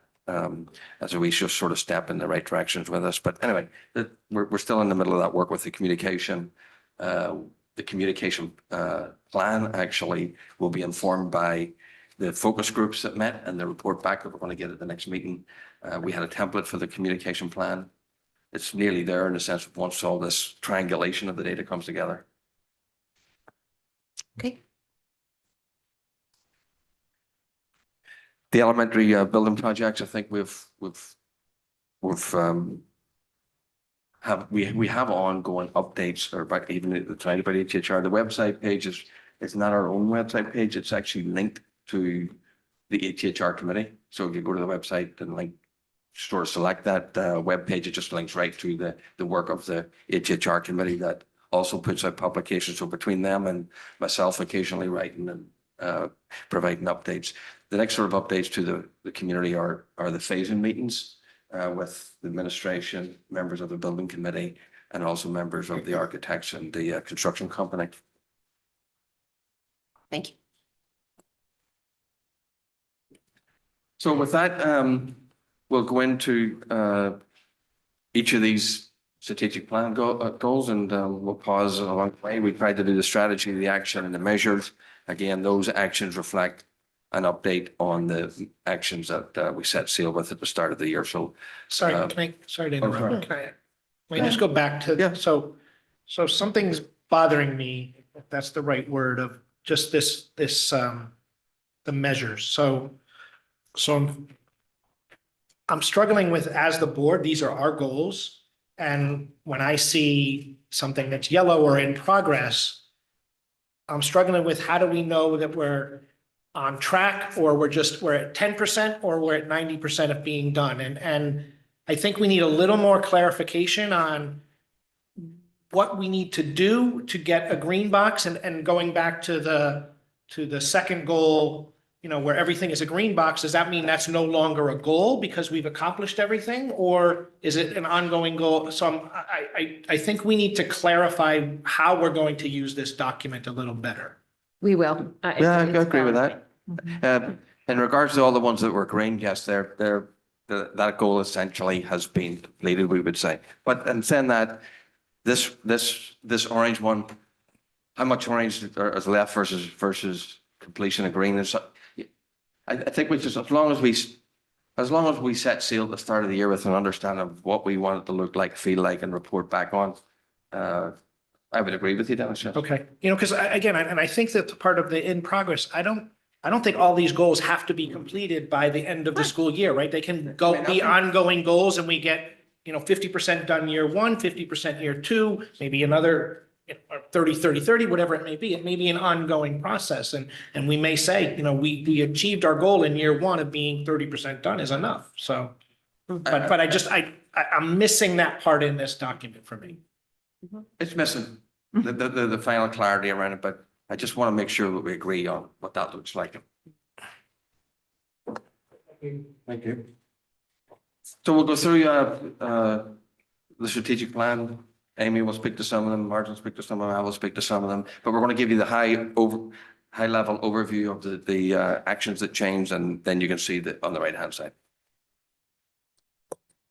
Thank you, Dr. Adley. Good evening, everyone. So as you know, goal area 1 is enhancing teaching and learning, and this is where I think you will see some crossover with the board goals and in specific the vision of the graduate. Exciting update is that we are really involved with our PDEC. Marge and Barry Palmer and I are co-chairs of that program. And the teaching and learning principles were revised actually in spring of 2022.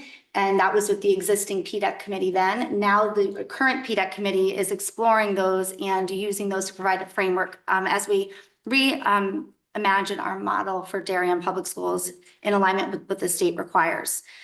You heard a lot tonight actually from the presentation from my colleagues in SCSS about curriculum development and professional learning. So the second update in 1A is really around ensuring that our colleagues in SCSS have access to and are a part of the design and implementation of professional learning as right from the onset as it's happening. As a matter of fact, we met today as a planning team or the leadership team, and a member from SES was at the table with us. So we're excited for that continued partnership. 1B is around revising and creating curricula that's designed to be responsive. And one of the things that we're really focusing on is the concept of universal design for learning. As you know, there are lots of acronyms in education. UBD is understanding by design. That is different. I want to clarify that's how we write curriculum with the end in mind, outcomes in mind. Universal design for learning is really about ensuring accessibility for all our learners. So when we write curriculum, we need to be writing through that framework. Members of our leadership team have participated in professional learning. That's an area for our own growth. And so that we can in turn support our staff in learning more about that important work. As we write curriculum, we'll continue to do so also using the core tenets of that framework. And we'll be able to talk with the board more specifically about that in our curriculum updates, in our general ed curriculum updates as we go forward and revise the curriculum. As you know, I'm very, very excited about our ELP through grade 12 curriculum development and writing cycle and revision cycle. That does help us forecast out what we anticipate, barring any changes in legislation, which we know happen from time to time in our world, in writing curriculum and ensuring that things are published in EduPlanet. A spoiler alert, we do intend to have an initial piece of EduPlanet opened in all departments and for all grade levels, K through 12, just a topical piece of what's covered in each in each grade level at the elementary level and course and unit at the secondary level by June. So that's an initial step, and certainly I'll be looking forward to in a later update talking with the board about what that is and then what the next step of that work is. In accordance with the Public Act, as you know, we're engaging in a deep study around purposeful play or play-based learning. And so that will require some significant support for our staff. We're going to start with ELP and kindergarten. So goal area 1 is really around having a common understanding of high quality instruction and focusing on that excellence in academics and teaching and learning with our students and staff. 1C is around job embedded professional learning. Most of that aligns to our work with the PDEC. Some things that happen most usually, I would say, in school districts is that PDEC tends to be very responsible for the development of the evaluation plan. As the law intends and as the design of PDEC calls for, PDEC should really be in charge of figuring out what kinds of professional learning is needed locally and informing that work. So when we're talking about a PD catalog, the reason why it's in orange is, yes, we have a PD catalog, for example, but the way it's designed and developed, I think needs to be more inclusive of our staff. We need to be thinking about how our staff can provide the PD and professional learning in-house, for example. And then another big lift here in 1C for job embedded professional learning is the instructional rounds, which have taken place in all schools. Most schools have had more than one, 2, or 3 instructional rounds. And we're talking about how that work will be also visioned for the upcoming school year. So that's the main highlights for teaching and learning. Any questions on this category? Yes, Robin. This is kind of getting to one of the points I'd made earlier, and I'm not sure if what I'm about to say really goes in goal area 1 or a little bit later. So the question I have is because one of the things that I think is really important for the board to know and understand on a regular basis is, for instance, evaluating test scores, how our students are doing, the trends in math, English, literacy, et cetera.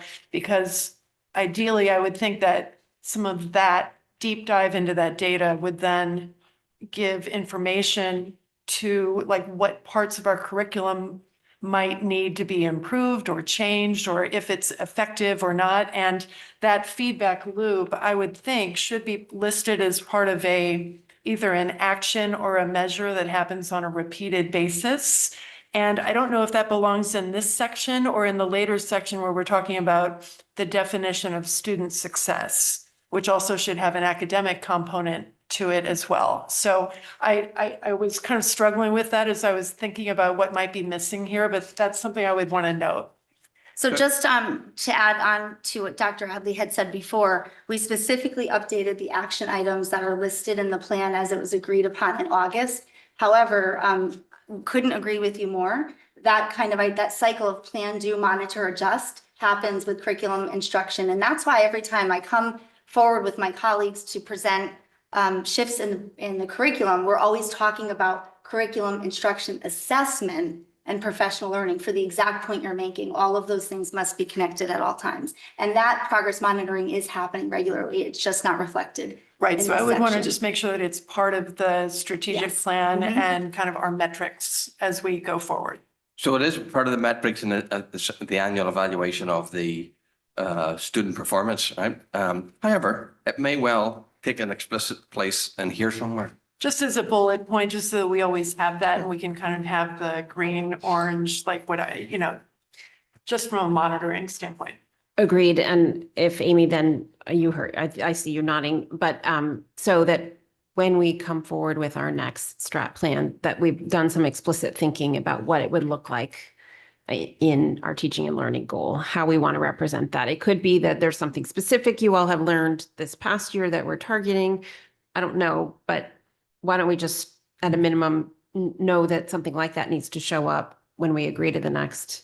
Right, so it's K-3 literacy waiver and all of the work that Right. has gone into that during this winter, I Right. would think would show up somewhere here in the actions. Yes. Because a lot True. of True. time and Even work before with that. administration, I think, has gone into that. And that would be something I would hope to see in an update, along with measures of what we might be doing or changing. True. That makes sense. Okay. Thank you, Robin, for the point. Anyone else?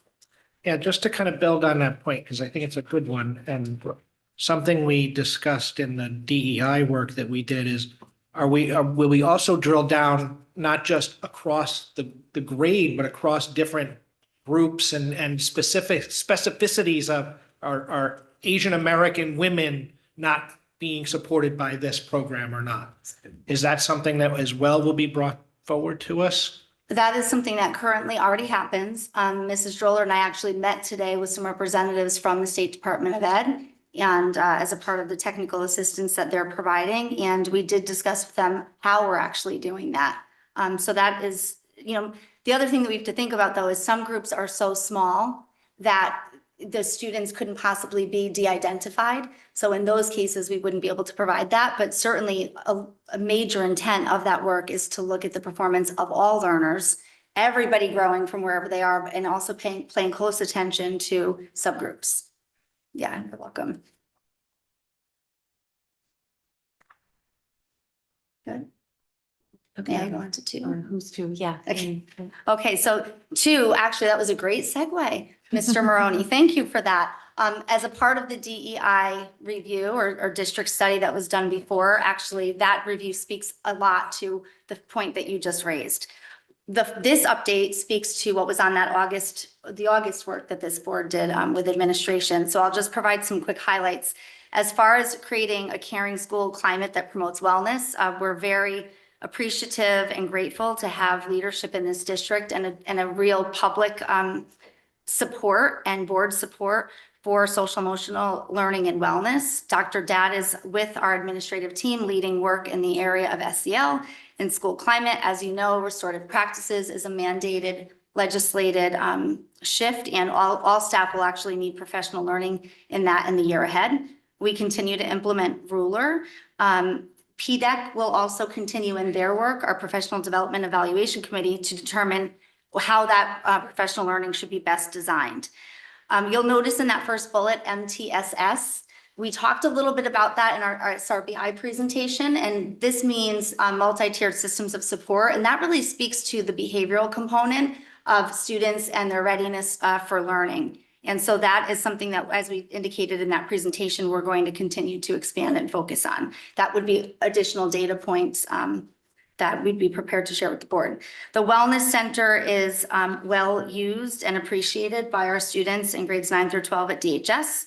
There are some maybe more metrics there with how many sessions were recorded, how many were self-referrals. So that data is collected.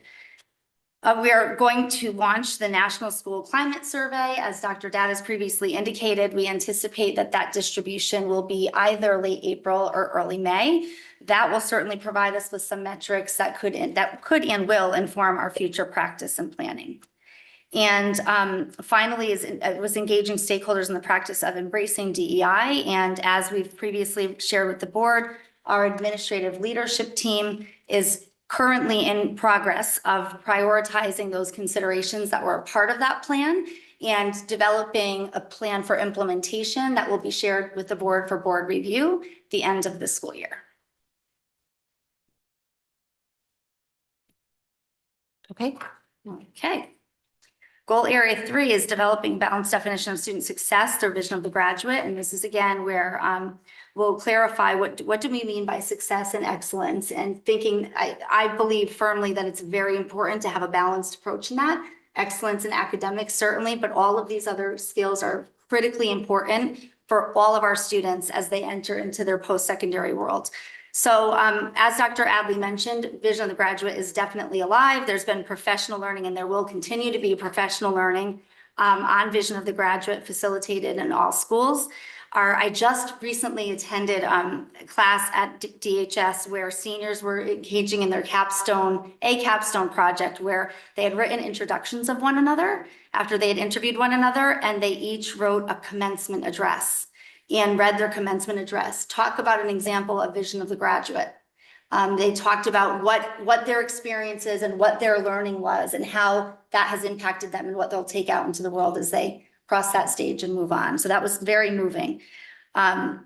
We need to be more public about sharing those things with you, I'm sure. A vertical Vision of the Graduate team has been assembled. We have members from elementary, middle, and high, and members from our colleagues in SCSS. And so that work that's the best way to do that work, actually. Vision of the Graduate has to begin with our youngest learners at ELP. Developing systems to measure, inform, and enhance. This is something that I know we've spoken a lot with you, all of our board members, about. As we are writing and revising curriculum and it's being entered into EduPlanet. And as a reminder, EduPlanet is not the curriculum. It's a software warehouse. It's a platform. We are tagging to Vision of the Graduate very intentionally there. And we'll be continuing to do crosswalks with where are opportunities in the existing curriculum for students to develop those skills. It's kind of like play-based learning, right? You don't have play separate and teach the standards later. It's integrated. So those competencies of Vision of the Graduate, we need to be very explicit with where are the opportunities for our students to practice and demonstrate mastery of those skills. Eventually also, we're talking about how those experiences will be collected in a portfolio. It would be my hope and focused work to ensure that eventually that is an ELP through grade 12 effort. And finally, auditing and adjusting the district curriculum for school programming, thinking about focus on service and citizenship and post-secondary opportunities. I have been scribbling all over the strategic plan tonight. You probably saw as my colleagues in SCSS were presenting, thinking about, well, what does this mean for goal area 1? What does this mean for enhancing teaching and learning? What does this mean for curriculum development? What does this mean for professional learning? So those are just some of the updates there at a very high level. Happy to, as you know, talk on and on about teaching and learning Vision of the Graduate, but I'll keep it there. Any questions on this, Cole? Okay. I Yes, would Heather. just highlight that the DHS and the middle school clubs and student councils are extremely important for our students, as evidenced by the data here and how you want to improve citizenship and volunteerism and all of that programming. So. Good point. Thank you. That's an important point. Okay, and so I believe Ms. Sion will take over with goal area 4. I am expanding the professional capacity of staff. So I'm not going to reiterate all the good work that the PDEC committee is doing. And that's overarching in this goal is a reconstituted professional development evaluation committee and meaningful teacher input on their own professional development. In addition to that, Dr. Dad is working with our mental health professionals for some evidence-based mental health interventions. Teachers are leading their own professional development. We have committees that are incredibly inclusive now, so they're working on all of the initiatives that Amy has just discussed. We have reached out to UConn about perhaps partnering with them on a leadership academy for aspiring administrators. We've also been looking at programs that other districts do in-house. So we're working on that. The DAA has implemented a mentorship program for our new administrators, and we're still exploring the possibility of doing that with the DEA. That is goal 4A. Goal 4B, ensure a professional learning system that promotes continuous growth and support. Again, it's PDEC, but we have done calibration training for our administrators this year that was very valuable, and it was actually great to see how really well we are calibrated. In addition, we have been encouraging, and Shirley has been supporting, including more of our special education and related service providers in our general education professional development. Goal 4C, attract and retain diverse educators. I continue to go to all of the professional learning that the state offers. They're offering another webinar at the end of March, as well as minority recruitment fairs. We'll be presenting the Increasing Educator Diversity Plan to you at the beginning of April. And despite a lack of support from the state, which I will discuss with you in April, we will have a plan to submit to the state. And 4D, redesigning our onboarding program. We had a really great new teacher orientation this year. We had multiple administrators taking part. We used feedback from the teachers from last year, and the reviews were amazing. And we are still tweaking the onboarding for administrators. The document that I had discussed with you, it was very Oxford specific, but we are expanding it so that it will be meaningful for our new administrators, K through 12, PK through 12, but Laura's not going anywhere. So. Okay, and that's goal 4. I have 2 questions for you, Marge. And on 4D, thank you for the onboarding plan. I'm excited that that's up and running. I see we have exit interviews mentioned throughout, but do we have a formal plan for harvesting when people leave so that we, So the particularly state now administrators? requires a written exit survey, which I've developed, and it was supposed to be implemented January 1st, 2024. And so I Right. sent it. It's not usually, as you know, the best way to get information. The 2 people who've left haven't returned it yet. Yeah. So I don't think that the exit interview data that I have shared with you so far hasn't changed. And so the reason my little dots are still orange is we have the information, but the retention rates have Right. not significantly improved. So we're hoping that we'll see something different this year. Okay. Thank you. I was referring more to when someone leaves, we're making sure the files are transferred and the Yes. sort of a more formal process for. Yeah, so we've always had gathering their information back, but now in the onboarding plan, it gives people automatic access to the files that they need from the person previously in the position. Okay, so, thank you. Okay. The minority teacher recruitment plan, how are we defining minority? Is that the broadest possible way, or is that? Well, it's does it have called a specific- educator diversity now. Yeah. So it would be the broadest possible way, even though, again, some of the technical assistance from the state has been focused on things that I'm not sure that we'll put in our plan for legal reasons, to be perfectly honest. So we'll Okay. see what happens. Okay, I appreciate that. I'm specifically thinking of, earlier we talked about a cohort of kids who are looking for meaningful employment and wanting to make sure that employment for people with disabilities is also represented in Absolutely. our thinking.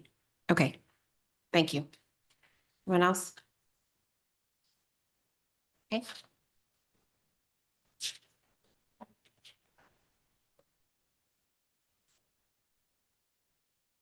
Dr. Adley, are you going to speak about goal 5?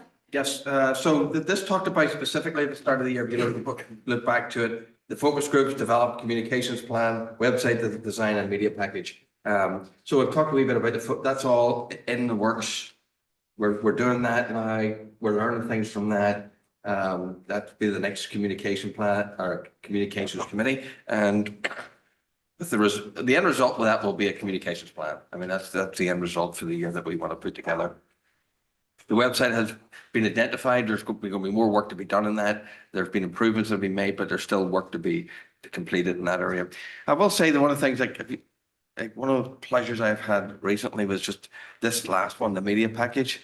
A senior Annika Menkel, you guys know Annika, right? Just like you guys, she's brilliant.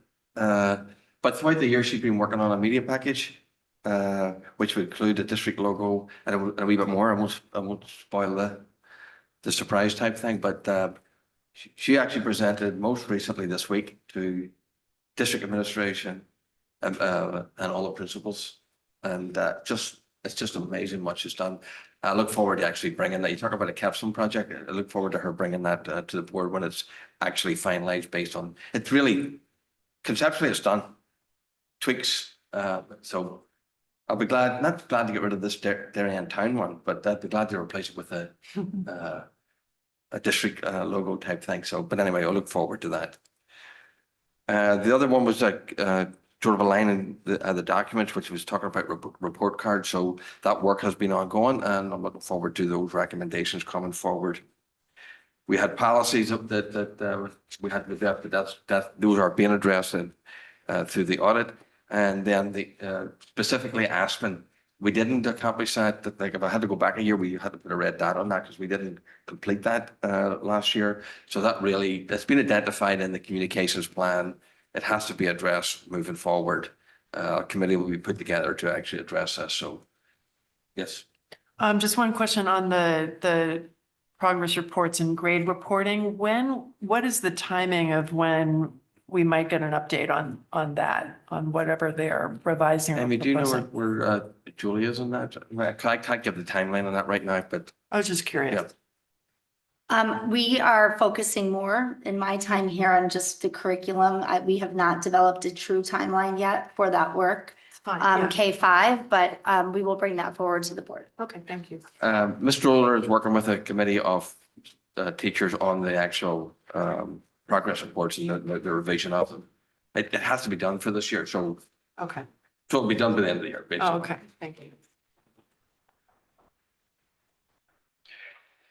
6 is safety and security and access to learning. I'm not going to read through all of this. We've done a lot in the area of safety and security.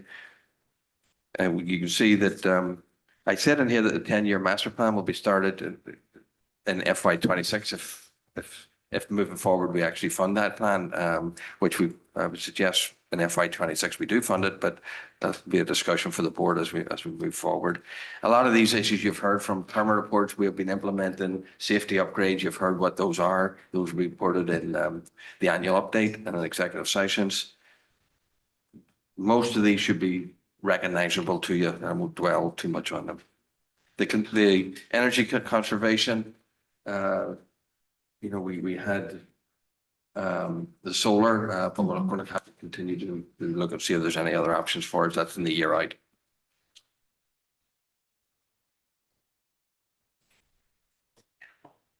For now, I'll move forward. Just Dr. Adley, if I can just make a quick clarification, the revised and aligned progress reports and grade reporting practices is actually still a 3-year goal with completion for 25-26. Well, we need to get the update of where we are Yeah. for this year. So in the technology, our technology coordinator has implemented Learn platform, which allows us to gather information on which software packages we're using, how often they're being used. It's available for staff to look for new software, so it's controlled, given feedback on, monitored. That's essentially where we are with that. The library media curriculum really has to be fundamentally addressed. That's one of the areas that we need a fundamental work on. So that red, yellow dot would be on the lower side, Dennis. We have a lot of work still left to do in that particular area. We did a lot of work on that not that long ago. We did some, but Some, I would say we have a lot to do. but it's not complete. And I'd want to take a look at it again through the lens of technology with all of the discussions we're having. And as well, thinking about universal design for learning. So we'll need to be shifted a bit. Okay. New maker spaces with the libraries, how they're shifting. Is that LMS? Is that what you're referring to? Yeah. Yes. It's library management system? Media. Library media. Oh, thank you.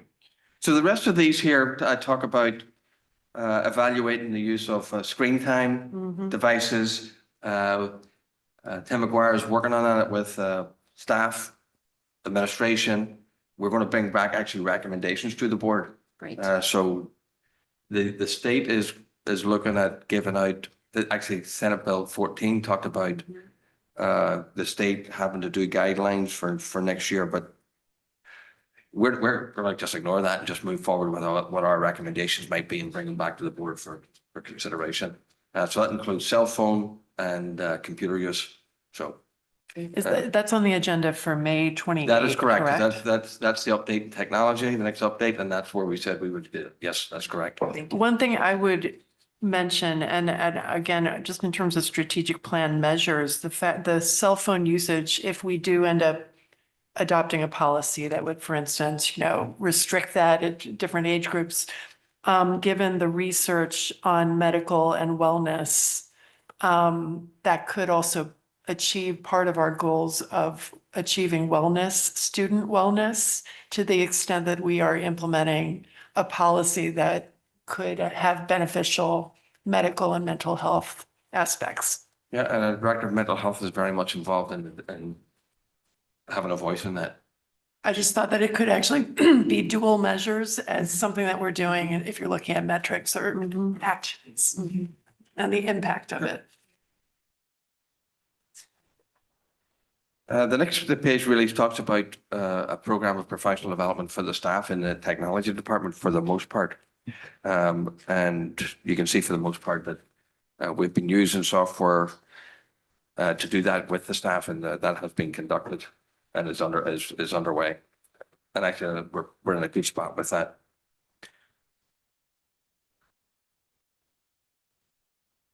And that's a quick overview. I appreciate that.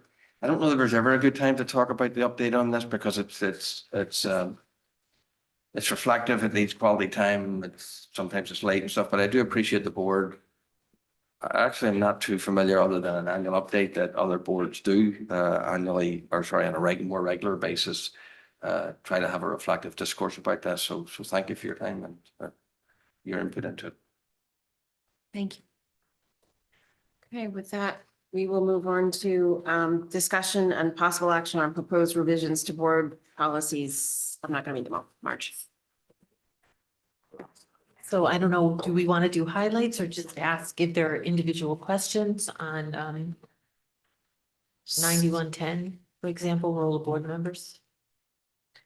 You might want to go through one by one. I think we want to go through one by one and just talk through what kind of highlight the changes that are. So most of the changes that you'll see are, so our policies reflect Shipman and Goodwin's model policies. We do have some things that are unique to our district, and so we've retained those. Some of the questions on role of board and board members, you can see that someone asked about whether the word revise with the budget. It was okay to delete that. Council said yes, since once the budget is finally adopted, we don't revise it. And if we do make budget transfers, there's another policy that governs that. We did add some language in paragraph 2G about the buildings facility. So it says as applicable, because we wanted to make sure that if the law allowed for us to do different things with the building committees, then we would do that. And the other question was 2J. So even though we've established a district curriculum committee and a board committee, 2J is statutory language. So the advice from council was put the statutory language in, and then you can implement it whatever way you want. Okay, any questions? All good. All right. So policy 9140, conflict of interest, we deleted paragraph 1 because it's much more restrictive than what Shipman and Goodwin has seen in other districts. So if board members have a financial interest in an item coming before the board, they announce that and recuse themselves from the vote. Someone asked whether you needed to say employed for compensation, since employment signals compensation, but it's a good signal to people that members of the board can volunteer and without a problem, that they don't need to resign if they're volunteering. We did, after feedback from the policy committee, decide to delete paragraph 5, which prohibits any relative of any board member or the superintendent from being employed by the board, and figured that both the board and the superintendent would use common sense when hiring. We'd hope. Any questions or comments? Yeah, does anybody want to talk about that one? That is a change. Yeah. It is a change. The feeling was we wanted to provide ourselves maximum flexibility. Right. But recognize that, you know, it could or would be handled on a case by case basis. Some of the examples we talked about, for example, if you're looking to hire someone in a area that's very difficult, you know, an elementary Spanish teacher, for example, that's an area that's been very difficult to find personnel, and we would not want to have a policy that precluded us from being able to hire a wonderful candidate because they happened to be related to a member of the board or the superintendent. Mm-hmm. The reality is if there was a relationship there, that would happen.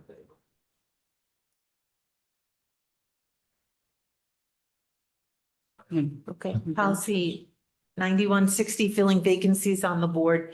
There were some technical questions that the policy committee had. It's covered those are covered in the memo. The most important change, and the one that the board needs to talk about tonight, is what happens if there is an unaffiliated board member. So if you're a Republican member of the Board of Education and you resign, you fill the vacancy with a Republican.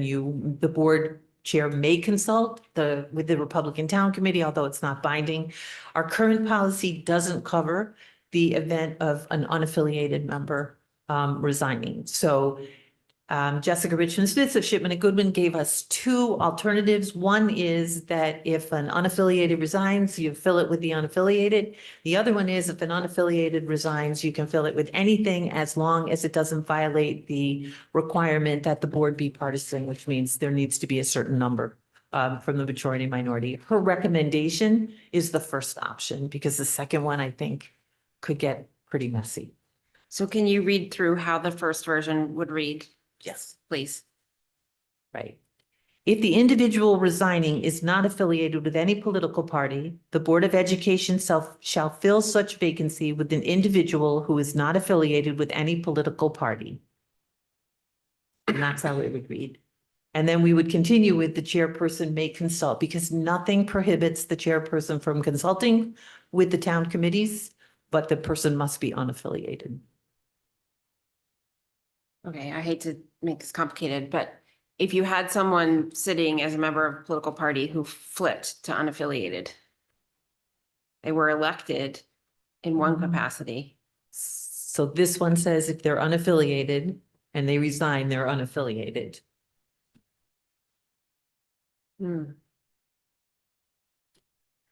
But we could go back and ask. Would ask that question, because I think it. Well, can I intent- ask, do you, how do you want me to ask the question? Like, what would you like the outcome? Because What- I can ask it and get, you know. I think what is the intent? The intent has to do with minority representation, one, and has to do with what voters elected versus what the person personally selects. So we is my did, we understanding. had some discussion about that. Did you? Sorry I to just jump don't in. recall. We did have some discussion about that. And I think that Jessica's advice to us or direction to us was that this is drafted assumes that that individual was elected as an unaffiliated. Right. And if they were not elected as an unaffiliated, but in fact switched while in office, that we would likely, I think, need to replace them with a member of the party. Right. As they've been elected. I think we need. So I think we should confirm that. Yeah.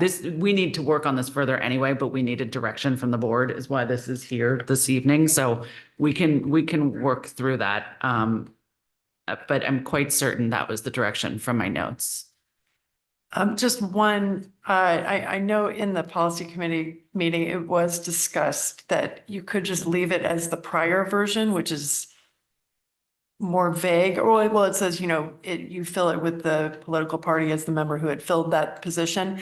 Given that have we had independents on the board? Well, independent is different than unaffiliated. Oh, I'm sorry. Yeah.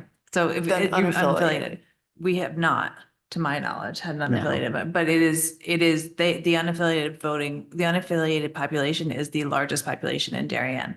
So chances are, Someone might want to run. that someone might want to run and they So would. is that the thinking of why we want to include this additional language? That is the thinking, and Okay. Jessica Richmond Smith definitely said that she would encourage us to include language that addresses the case of having an unaffiliated on the board that needs to be replaced. But to your point, it's a fair one, and Dave couldn't be here this evening, but for example, he was suggesting that he feels like the language in the original draft of the policy would cover this because it says that you're going to replace the person with a member of the party that the person who's leaving. Or if any, or if. And if they're applicable. not a member of a That's- party, then you'd replace them with someone who's not a then just member of leave a it party. simple, And that's what we talked about. We talked about adding comma, if any, Yeah, at if the end any of or that if sentence. applicable, and then still have the last part where the chair can Yeah. consult with town committees. And because I think his view was that gives you the most leeway and flexibility because times change and,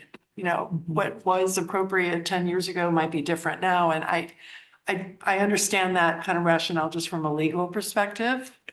I don't know. That's why I was kind of going both ways when I was listening to what was discussed. So I do want to confirm, because obviously your notes and my notes from the meeting differ on one thing, but my notes were that Jessica was saying that the current policy, she didn't feel covered in unaffiliated situation. okay. So she was recommending, even though it is more specific and would hamstring you to a person. that Yes, makes no, I agree with you. I thought Jessica told us Okay, we good. should address a realize. use situation.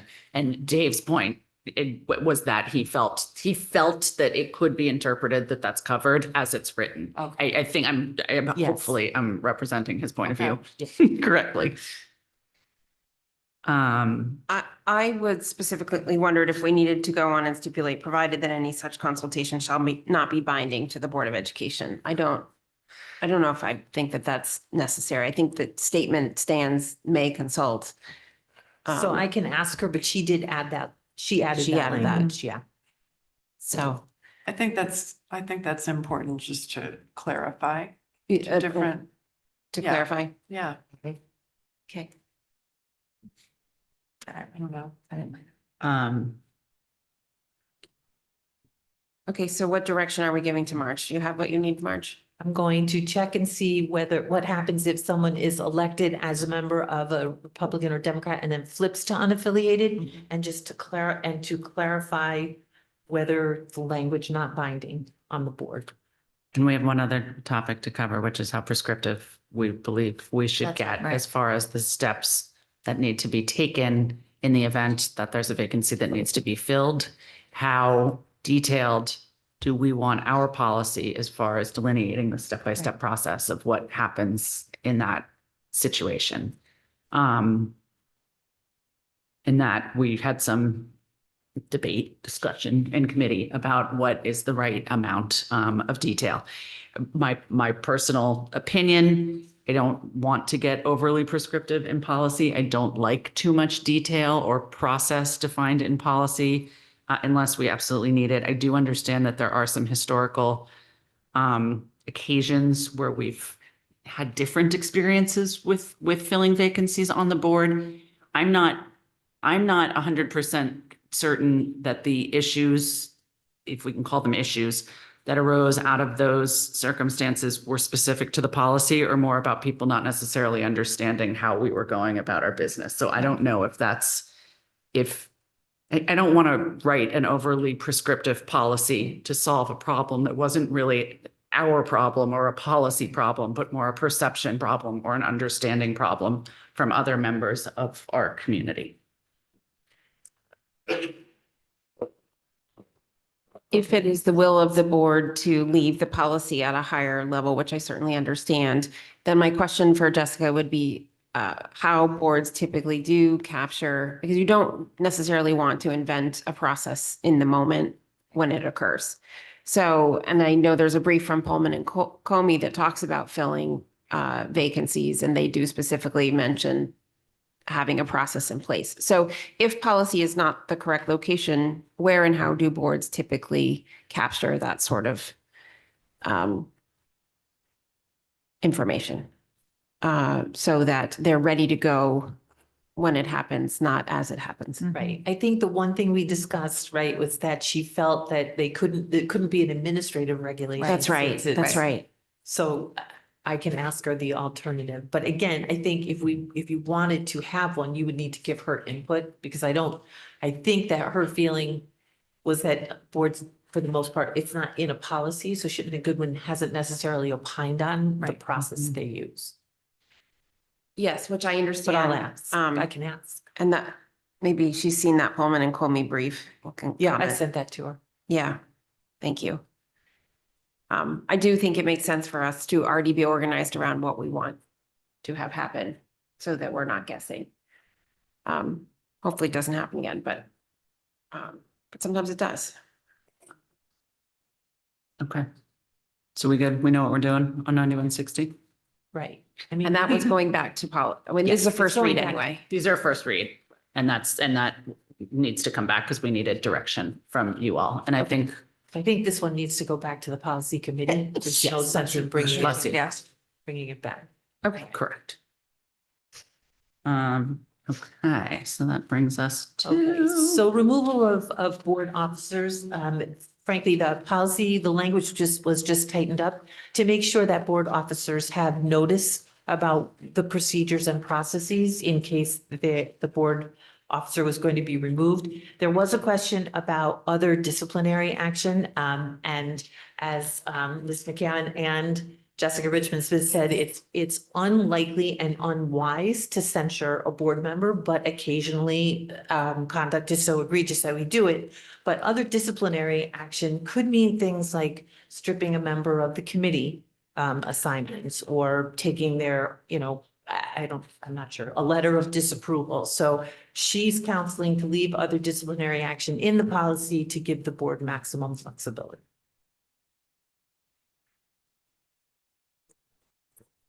And the committee was generally on board with where this policy got. Okay. So policy 9180, conduct of board members. We didn't have a policy to cover this. This is Shipman and Goodwin's model policy. There were some members of the policy committee who were not in favor of this policy because they felt that it might give board members an opportunity to attack each other using the policy. Jessica thought for the reasons listed in the memo, it establishes expectations for the conduct of board members. Again, it gives notice for due process that this is an important policy. She says that when she does new board member training in some other districts, she uses this as the standard, but I don't believe that this was a unanimous recommendation. This was not a unanimous recommendation. Not every member of the committee was on board with this, concerns that it's too prescriptive and that it could potentially be abused or invite people to use it improperly. I think one other point that we did talk about to the contrary was the idea that this is something that's nice to have in place before the time you need it. Right. Because should you find yourself in such a situation, it's a really hard time to figure out how to address it. So add that. So I think the question for tonight is whether or not we want to keep it in the board packet or send it back to policy. Yes, thank you. That's well said. Yeah. Any questions or comments or any feelings? Yeah. Just one question, and maybe this applies more to newer board members. The number one, adhere to all board policies, rules, and regulations. The number of policies, at least in my limited few months of being on here, I'm beginning to realize is incredibly extensive. So how would you approach a situation where someone inadvertently doesn't even realize that there is a policy about some thing that they violate? And how would you handle that? Because to me, that would be an inadvertent mistake. And the training that you give to new board members is not so extensive that you're going to be reading that manual or whatever. I think the policies are really more intended to govern and shape than they are to be punitive in any way. And But that's not really noted here. Yeah, so anywhere. it's So- not. And in fact, the censure exists here. And at the same time, we actually no one recommends that you ever use it unless, there'd have to be something truly egregious. And not just one person feels it's egregious, but. Right. So the I'm example. not saying that we would need to do anything, but I just wanted to raise a point that kind Yeah. of struck me when I read it. Yes, I think it raises an important point, which is that board members really do have to be familiar with policies in a way that is not apparent Right. when you first get on the board.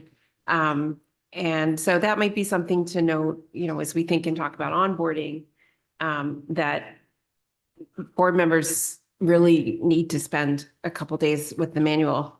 But we also have to understand, it just takes time to understand how to work with policies. And that's, it's a fair point. But go ahead, March. So not to be a buzzkill, but all of our new employees sign a document that says they have read all of our policies. And that is, in case they violate them, that's the due process notice. And I'm not saying that it's the same thing, but every employee signs that they're familiar. They're familiar. Well, I think maybe a reasonable question for Jessica would be, what do other boards do over and above basic? There it is on the website, are there other mechanisms? I'm not saying that we need one, but I'd be onboard, curious do you to mean? know. No, I more mean, do other boards have anything that board members sign? Do they, are there any other mechanisms that other boards use. We were sworn in, weren't we? Yeah. Which I think is, I understand that to mean that we will then follow This. these. Again, to the best of our ability as Right. humans and volunteers who are getting up to speed as quickly as possible. Right. To your point, you kind of learn a lot of this as you go, but you also learn pretty quickly what things to check on. Oh, I bet there's a policy on that. I should go make sure that I'm up to, Right. Yeah. So I don't think it's a one and done. No. No, they're For- really doing much different, and the thing that you're doing very well is going through this audit. That's the most helpful thing. And it just takes time to become accustomed to the policies. Okay. So we're keeping this one, correct? Keep it in the batch, I think. Great. Policy 9210 officers. Most of that is just to get us up to date with Shipman and Goodwin's model policy, but our procedure for electing officers is different from what Jessica sees in some other districts.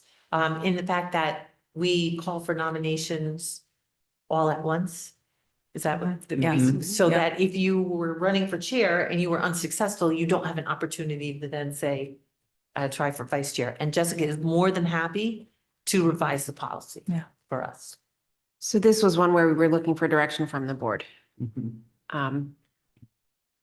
Go ahead, Dennis. Yeah. you know what I'm thinking. I personally like the idea that you lose chair, you get to, I don't like the way we currently run our elections, put it that way. I think that what I would call a typical way is this position, this position, this position. Versus a slate. So Yes, nominations vote, exactly. nominations vote. Correct. So it would be a vote after each, you're saying, Yes.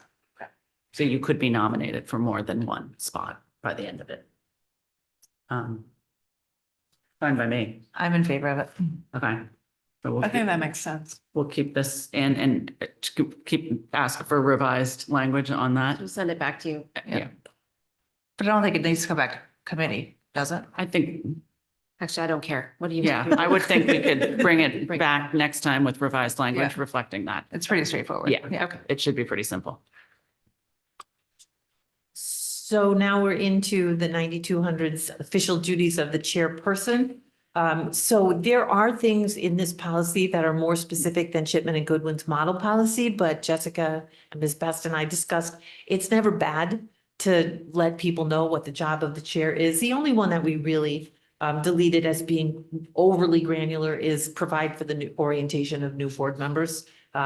That's just, if you start getting to that level, there are so many things that the board chair does that, why do you pick that one? So the other thing that we are looking into it says the chairperson shall sign and approve the town treasurer orders. So Mr. Rudel can discuss, we don't exactly know. I mean, Ms. Parent dutifully signs them.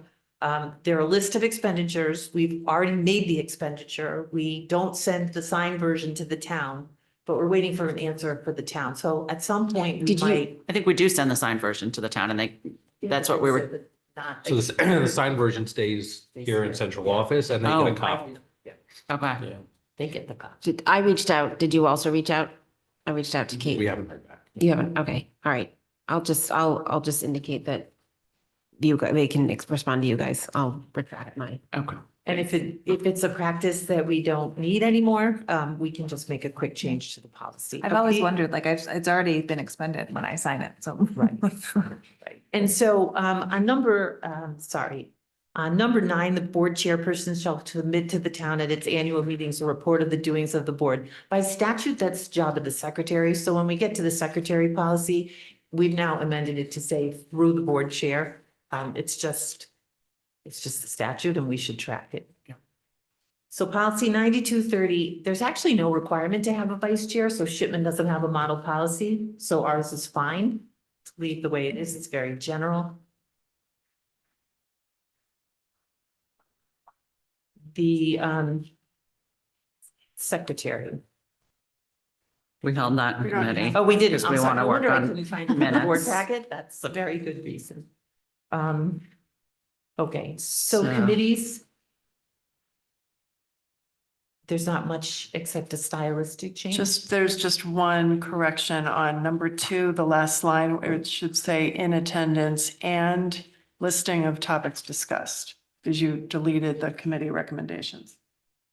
It's just a grammatical change. Oh, I'm sorry, the and, okay. Yeah. Thank you.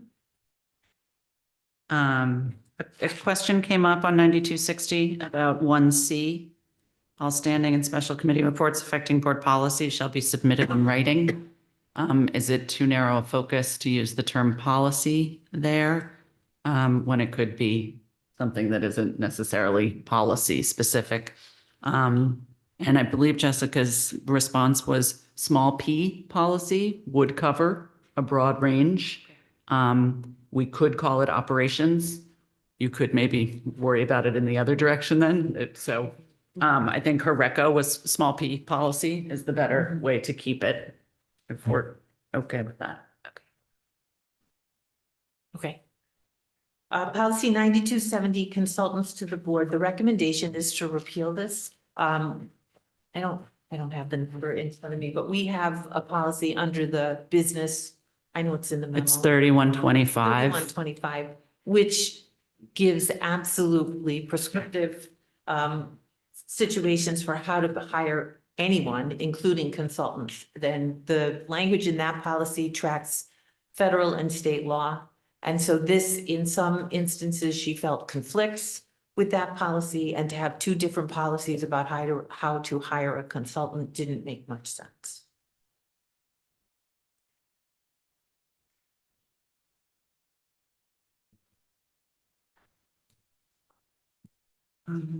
Yeah, just one clarifying question on that. When you say a consultant to the board, is that talking about consultants that the administration might hire? Not, because typically when we work with consultants, it's not actually the board hiring them, right? So is that just covering Any it? consultant where we're spending money in the budget would Okay. fall under the other. Okay, so we're saying the board of education, Yes. like the Board of Education budget. Okay, thank you. Okay.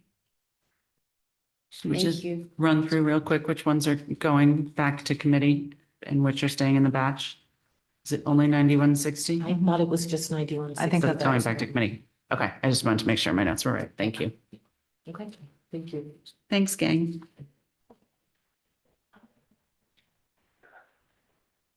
All right, thank you. That will move it to public comment. Anybody in person like to participate in public comment? If somebody online would like to participate, please use the raised hand icon. We have no raised hands at this time. We have a motion to adjourn. Julie, seconded by Dennis. That is unanimous. Thank you.